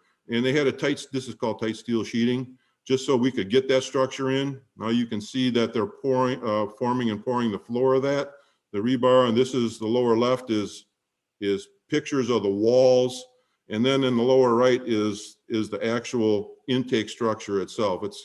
We can isolate the station now from the lagoons. Before we couldn't. There's a trash rack in here to remove some stuff. So this helps a lot with the intake of the pump station sits just up here. And again, we didn't do anything to that other than add new pumps into it. So this is basically done now. If you can see over here, it's just interesting to keep the lagoon at bay. They put these water bladders in. I'd say it's maybe 4 or 5 feet tall, maybe 10 feet wide, and it's just like a dam. And it holds the water at bay while they're constructing. So this is done. They're backfilling it as we speak, a little concrete work on sidewalks and stuff in the springtime. Some reliability, again, this is all part of the liquid processing improvements, some reliability and rehab improvements. The UV system, I'll show some pictures on that. Some electrical improvements, a new substation here, and then some primary tanks improvements and a 54-inch influent line. The UV system, the current system, well, it's not current anymore. It's gone. It's been removed. It had over 3,600 bulbs at 75 watts each. There was 10 lamp banks in 5 channels. So there's 2 lamp banks were in each channel. This picture on the left is a lamp, a bank, if you will. So they were in 5 channels, 10 banks, and it cost 60 grand a year for electricity. The new system is a Trojan system, and it's much easier to maintain. You can pull it out and clean it. It's only got 180 bulbs at 1,000 watts each, and they are only in 3 channels. So we went from 5 channels to 3 channels. And it's going to save us about 16 grand a year in electricity costs. So this is the main focus right now of this project is the UV system. We started construction on this the day after UV disinfection season ended, which is October 15th. The contractor has to have it done and turned over to us by March 15th, so we can be fully operational and ready to go on April 15th. You can see on the upper left picture here, these are some of the channels. This was a former channel here. There would have been 2 lamp banks in there, again, 5 channels. The contractor has cut this wall out here that divided, was a channel that divided some channels. This wall still remains to be cut out. In the lower right, they're cutting the floor out. The new equipment is, the channels are deeper, about 21 inches deeper and narrower. So they had to cut the floor out. They had to cut all these walls out because they're narrower. The channels are narrower, the equipment's narrower, and they had to cut this floor out. So you can kind of see what they've done here. They've sawed the floor into about 4 by 8 pieces, and then they lifted them out and took them away. And this is what, after that floor has been removed, it's just, it's gravel underneath it. And they got a little mini backhoe in here, if you can see that. digging down that 21 inches so that they, in the lower right, now they've dug down, the floor is being ready to be poured in this one, and you can actually see the rebar for the walls. The walls have been poured now. The concrete work is coming to an end. This is very much on schedule right now.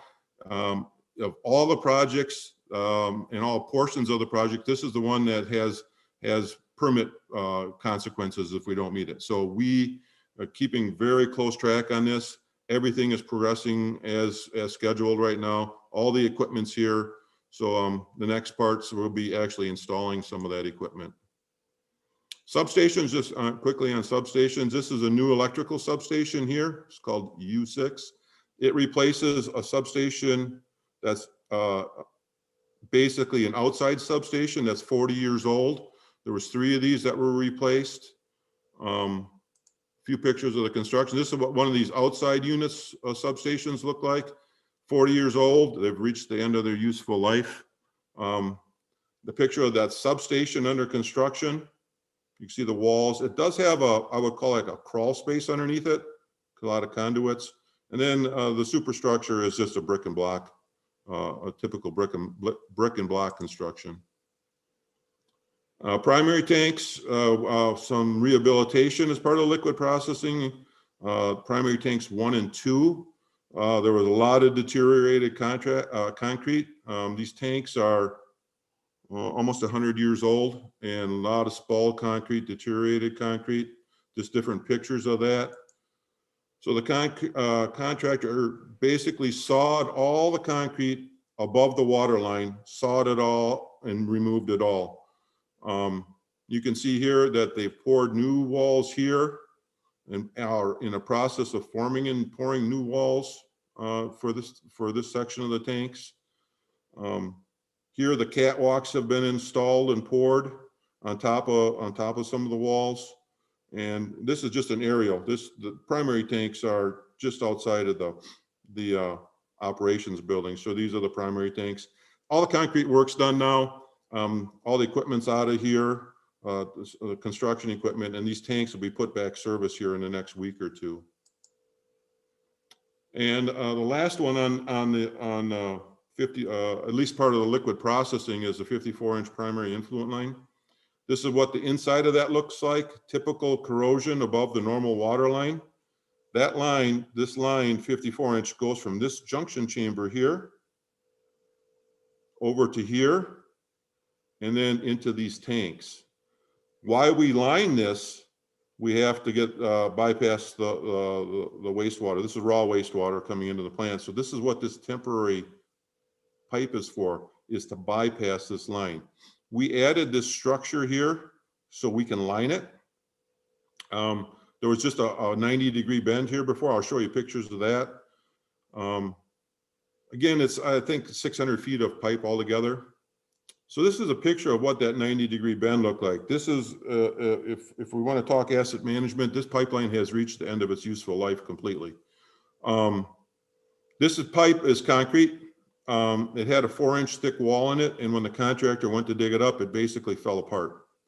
The concrete was probably less than 1 inch thick and was basically punky and rotten, if you will, and it just caved in. They've set this new structure over it. Again, we had to open this up so that we can line for our lining, so they set this new structure in. And then to seal up these gaps, they put a piece of rolled steel over it and then put some concrete. But this isn't structural or anything like that. When we line this, the liner could stand by itself. All we need is a form. So the lining is not complete yet. It's been delayed several times. Michaels is the contractor for that. And if there's one area that's probably seen some COVID concerns, it's them. They're a nationwide outfit, a contractor, and they've had some COVID issues, we've heard. So it's delayed until early next year. West Interceptor Shorewood Relief, this is another big project. We did add some scope with the UW fiber relocation, if you remember. This project bids today, this afternoon, so keep your fingers crossed for good bids.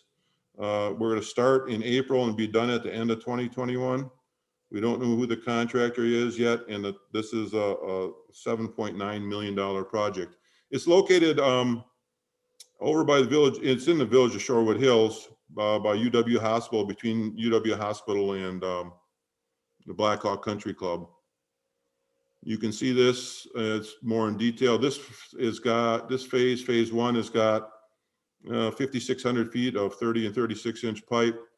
It goes from Blackhawk Country Club roughly in the railroad corridor as you drive along University Avenue to Shorewood Boulevard is phase one. The other two phases will be built in the next 2 years. So those will be upcoming. You'll see those in future years. Stations 13 and 14, really no changes to this one. It has not started. We're waiting for equipment. It's supposed to start in April, and CED Smith is the contractor for that. It's going to take a year to build. $10.8 million, another big project. Smith's contract is a little over $9 million, and there's been no change orders to date. So Station 13, I talked about that earlier. That's on the east side of the airport, and Station 14 is up by the Cherokee Marsh. This is a picture of the interior of the station. All this piping, all these pumps get replaced as part of the project. That's the end of the big projects. I'll talk just on a few of the what I call medium projects, $1 million to 5 million, somewhere in that range. 9 Springs Valley Interceptor, McKee Road to Dunn's Marsh. To get everybody oriented, that's by McKee Road on the south side here, Verona Road, Beltline. No major changes yet. Basically, haven't really started construction. I shouldn't say that. We just started a couple weeks ago. We haven't had any pay requests yet. RG Houston from Cottage Grove is the contractor. Their contract amount is $3.3 million. And the total budget is 4.1, which we decreased from 4.6. Little more zoomed in view of that. Again, Verona Road, 18151, McKee Road on the south. The areas in yellow are going to get a replacement sewer. The existing sewer will go away when we're done. It'll be abandoned. It's about 4,200 feet of 30 to 42 inch, and this pipe's in bad shape. You can see the ribbing in the pipe here. So this is a picture of the inside. So there's a good amount of concrete that's gone. You can start to see the rebar. And we also need some capacity. So we're putting in 4,200 feet of bigger pipe, fiberglass pipe, and it's got 12 manholes that have an interior coating. This project just started. We've got numerous, it's in trail corridors, what used to be railroad corridors. So I mean, we've got a lot of trails closed. We've milled the trails, the asphalt trails up, and this is that fiberglass pipe. It just came on Monday. So nothing has been installed to date. So it's supposed to start being installed next week. The Station 17 force main, another mid-sized project. This one is also just starting now. Just started within the last several weeks. It's going to go for another year. This one, we increased project. This is one of the projects that are yellow that we're watching the costs on closer. We increased from 3 to 3.5 million. Just starting again, our portion of that, this is a joint project with the city of Verona. This is Verona. This is the bypass around Verona. Our portion is just under 3 million.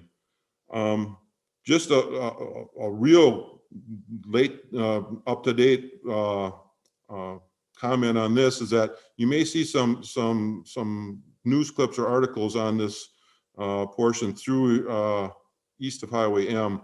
A lot of trees were removed, and some of the neighbors are upset a little bit about it. So Amanda's helping with that, and Theron at the city of Verona, we're working on that. So you may see some press on that here in the next week or so.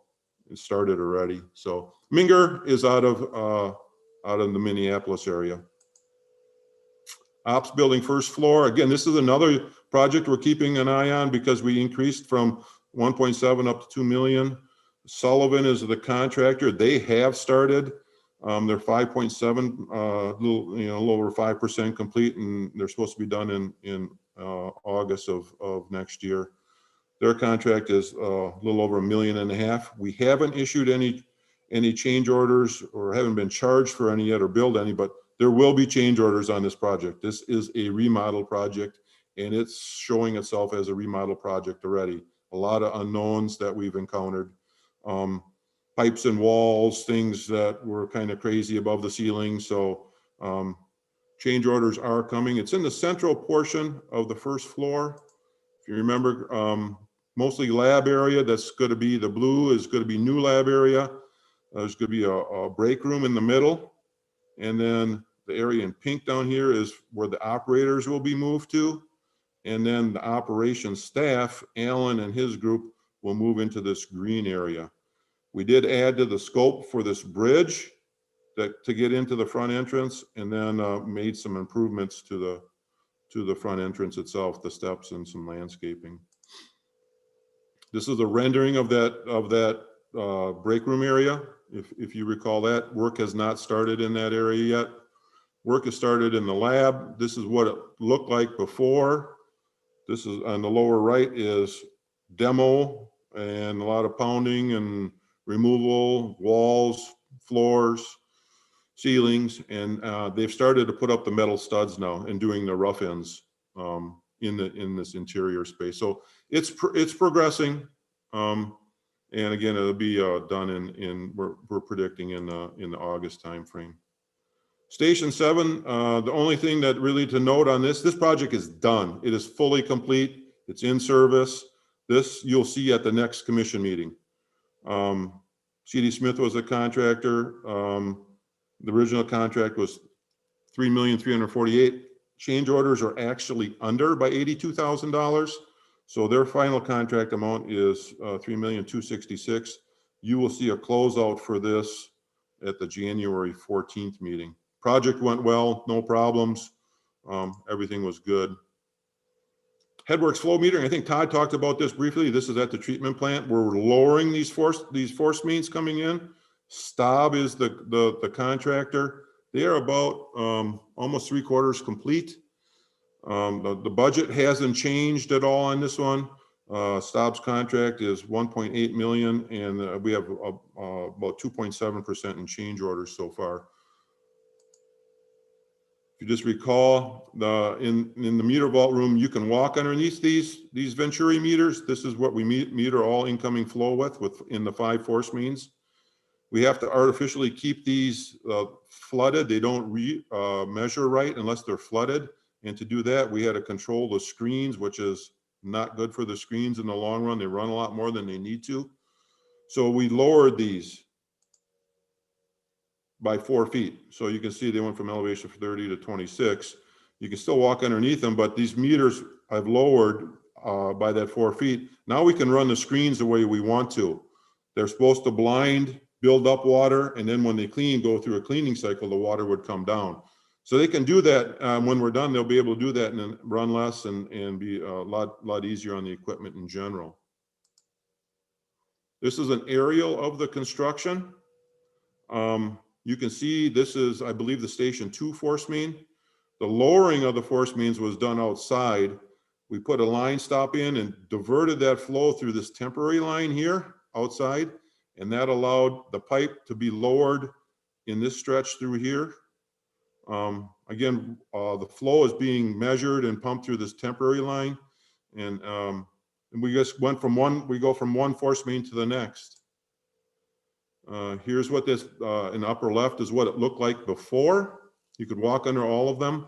You can see that 2 of the force mains have been lowered here. We have 3 left to do. In the lower left-hand picture here is the force mains have been lowered. You can actually see, if you look real close on these walls where they used to come in, it's been filled there. The Station 2 and 11 force mains are done, and the temporary, the diversion force main meter has been done. So we have 3 left to do. They're buttoned up. Staub is buttoned up for the winter. They've gone back up to Marshfield. They're from Marshfield. They're resume in the springtime, and they'll finish probably in the July timeframe. Interceptor rehab, this project is 93% done, basically done. This is, to orient everybody, Camp Randall's upper left in this picture. Regent Street, Randall Street, we lined the sewer that was called the Spring Street Relief, which is in yellow. We lined that, that is 24-inch pipe. And then we also lined some sewer up by First Street. This is the old city garage. It's going to become the public market. I saw on the news last night that this is a men's shelter now for the winter. So we lined the sewer in yellow here. That's all done. We're doing some joint grouting in this portion in purple and black. So Visual Sewer is the contractor. This one, we lowered the budget by a good bit from 2.1 down to 1.2. Visual Sewer has done well. They hope to be done next month, and you'll see a closeout for this probably in the February timeframe. We'll easily meet the 1.2 million. Just a picture of them. This is by Spring Street, by in Charter Street. The liner has been inverted here, and you can see usually when there's steam coming out like this, they are curing it with steam. Again, the Spring Street relief was 5,200 feet of 24-inch, and then just a little bit of 30-inch up by First Street. And then this finally, two small projects, Northeast Interceptor joint grouting. This will be done in two phases. This first phase was, just took a step back to orient everybody. Highway 30, Highway 51, Stoughton Road, Woodman's East is right here. The post office, East Side Post Office is here. Small project. It's only, the total budget was only 304,000. Michaels is the contractor, 208,000. They're done. They're completely done. This will close out here in the next month or so. Just to refresh everybody, these are what some of the joints look like on that. Some pretty bad leakers in this section. And there's no lining. We basically go in and do joint grouting. This is basically you center this what's called a grout packer over the joint. It's pulled, winched from manholes to get it over a joint. And this has got umbilicals in it that test the joint with air, and virtually all the joints fail test, and then it injects the grout. This is a packer for a smaller pipe, like a 10-inch pipe. Our packer, this is 48-inch pipe, so our packer is a lot different. You can't put a 48-inch grout packer through a 24-inch hole, so it comes in pieces. So this is the frame of it, if you will. These are the tubes, and this is what they call the bladder of it. So these pieces go down into the manhole, and then you assemble it down in the manhole, and this is what it looks like when it's down in the manhole. And they just pull this back and forth and center it over the joint. Michael's did a nice job. They're fully done, and I think what we want to do when we're done is see if we can get an idea of quantity, how much we reduce, because there were some good size leaking joints in this one. And the last project is, the only reason I put this one in here is for the Grass Lake Dike restoration, is because a little bit behind schedule, and because we increased the cost. If you remember, our effluent channel, this is south of the treatment plant by about 5 or 6 miles. This is called the Badfish Creek, or our effluent channel. It separates from Grass Lake by this dike that runs through here. This is a picture of the dike, and there's a lot of sloughing on the dike. We want to fix that, but we're going to have to put some fill in that waterway, and the DNR and others we have to do some hydraulic modeling. That hydraulic modeling has proven to be difficult remotely for Cardinal. Cardinal is our consultant. If we have to have compensatory storage for what we put in, that budget is that 860,000 is going to increase, but we're hoping that we don't have to. That our modeling shows that we're not impacting any flood plains or storage districts. So that's what we're doing now. But this project it's not a big project, but it is a little bit behind, and we increased the price for Cardinal, and hopefully we don't have to do the compensatory storage.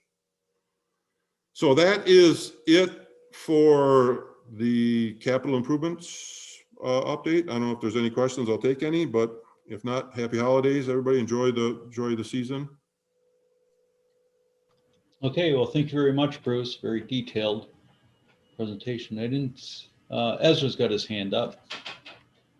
Just applauding. Thanks for the good presentation from Bruce. Appreciate it. You bet.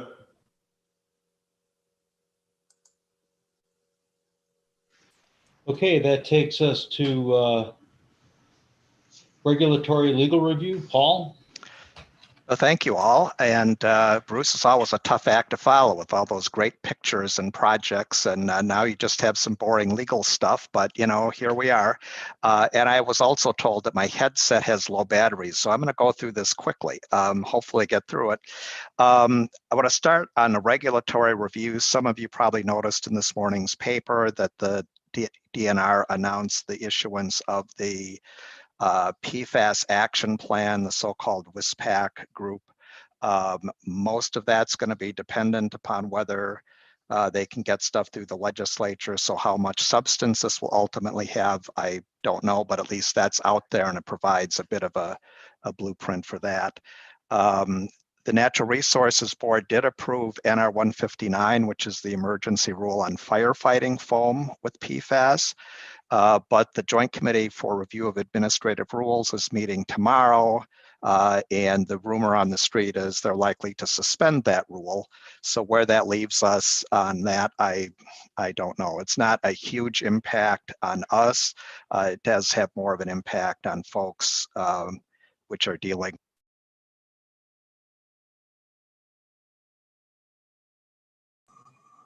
I think your battery ran out, Paul.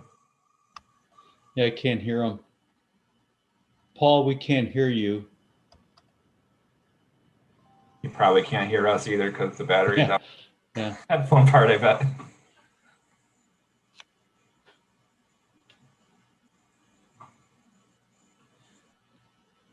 Yeah, Paul, you went out. It's all right. So can you hear me now? Yes. Okay, so hopefully there won't be too much echo or background noise. I was just saying that NR 159 is before the Joint Committee for Review of Administrative Rules and may be suspended on Friday. So we'll see what comes out of that. I don't think it directly affects the district, but it's something to note. There is also the department's moving ahead on testing other municipal treatment plant effluent for PFAS, and that testing is underway. So we will have a little bit more data on that shortly. So those are kind of the main things on the regulatory side. Just in terms of legal services, it's also been a busy month. As Michael noted, we have our next disinfection meeting with DNR this afternoon. There have, of course, been some things on PFAS, but also some questions on the ability of local ordinances to restrict trucks containing our Metro-Gro products. So we've had a few local regulatory issues to look at. On the contract side, there's been some easement issues with ATC. There was an issue with the UW Health fiber optic cable on that line running along University Avenue that Bruce talked about. So we took a look at that and also helped coordinate on review of contract for an IT system and also a land rental contract.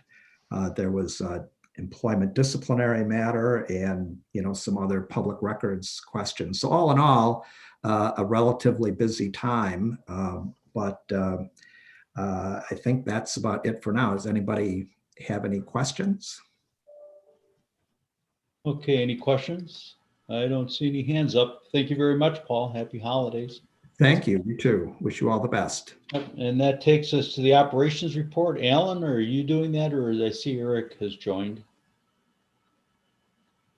I'm planning on doing that. So okay, go ahead. I'm gonna get my screen up here.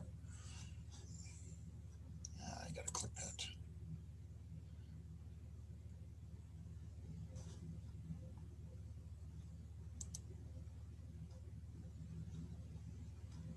Can you see that? We Okay. All right, the December operations report. I'm looking at this picture and I'm thinking this is from last winter because I don't think the first snow we had last weekend was quite this high. So, but hopefully we won't be seeing it quite that cold anytime soon. So, looking back at the month of November, all our parameters looked really good as far as performance. Right in range for everything that we normally perform at. The CBOD5 is a fairly new parameter for us this year, so we don't really have a good historical basis for how we perform on that, but we can go all the way up to 19 on that. We've been averaging since that was implemented under our new permit, right around 2 to 2.5. So in a good range on that particular parameter. So pretty good on the plant performance overall right now going into winter, especially coming out of liquid process. We're still pushing some processes on and off as we finish up construction for the year. So I don't know if anyone's got any questions on the metrics. I know it's been, we've had a lot of updates today. So I'll move on to resource recovery. Looking at the November resource recovery numbers, struvite looked like that took a dip down last month. And what some of this, I tend personally over time not to get too hung up, especially on things like struvite on a particular month's numbers, because some of that can be determined on, did a truck, you could ship out a truck on the first, and a truck on the first day of the month, middle of the month, last of the month, it looks like a really big month. And then the next month you maybe only had one, and it could be just timing. And that's really what we're seeing here is November didn't track quite where we thought it might be. We had a I'm sorry to interrupt, but Alan, I don't know if you're aware that you were not advancing slides on the shared view. Oh gosh, no, I am not aware of that. So, okay, I don't know what's going on here. So can you see the second slide? Yes, now we can see the plant performance slide. Okay. Well, recalling what I just said about plant performance, now that you can see the slide, I apologize. Do we have any questions on plant performance?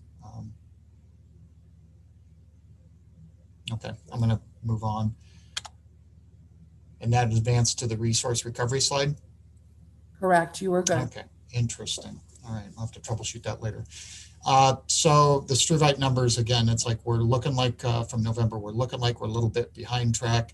I don't think we're going to be as high as the 2019 numbers. I think we're going to come in around about 660 tons. So maybe a little bit below last year overall, but that's it's really hard to say. It's again, it can be functional when a specific truck leaves the site, and that's when we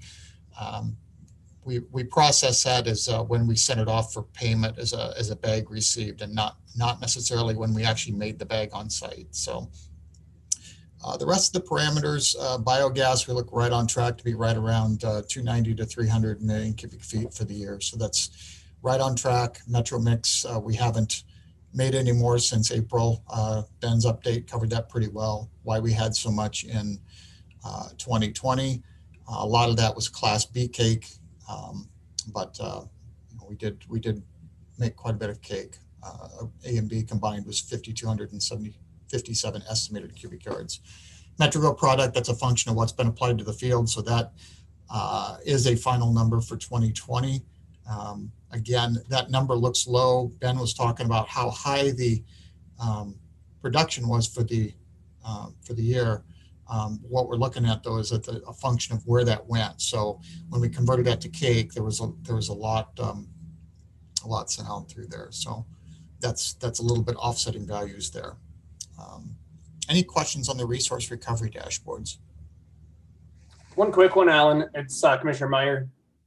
600-700 tons of struvite in a year. What kind of revenue does that represent for us? 600-700 tons. That would be around 200 about 200 to 250,000. I had to pull out my calculator. That'd be approximately that much revenue. As far as though, we have to keep in mind, obviously, we've got costs associated with producing that. So that's gross and not net. So yeah, I don't mean to be reductionist about it, that the only thing that matters is revenue by any means. There's a lot of dimensions to the project there, but it's just interesting to see, what that volume of resource translates into dollar wise. Thank you for that. yeah, and it's a good point, because it's like you look at the value of that and what that is, and then you can look at, I mentioned the offsetting costs, and so there's that has to be considered. But what we also have to consider when we think about screw pipe production is what other benefits are we getting, and a lot of those that we have seen. We've had some struggles with the system over the years, some triumphs and some real things we've really struggled with, but. Since we started this up, we've had a lot less problem with scaling and fouling of diffuser, heat exchange equipment in particular, pumps, that sort of thing. That, we measure that in some respect by how much labor time we put into that, materials we buy.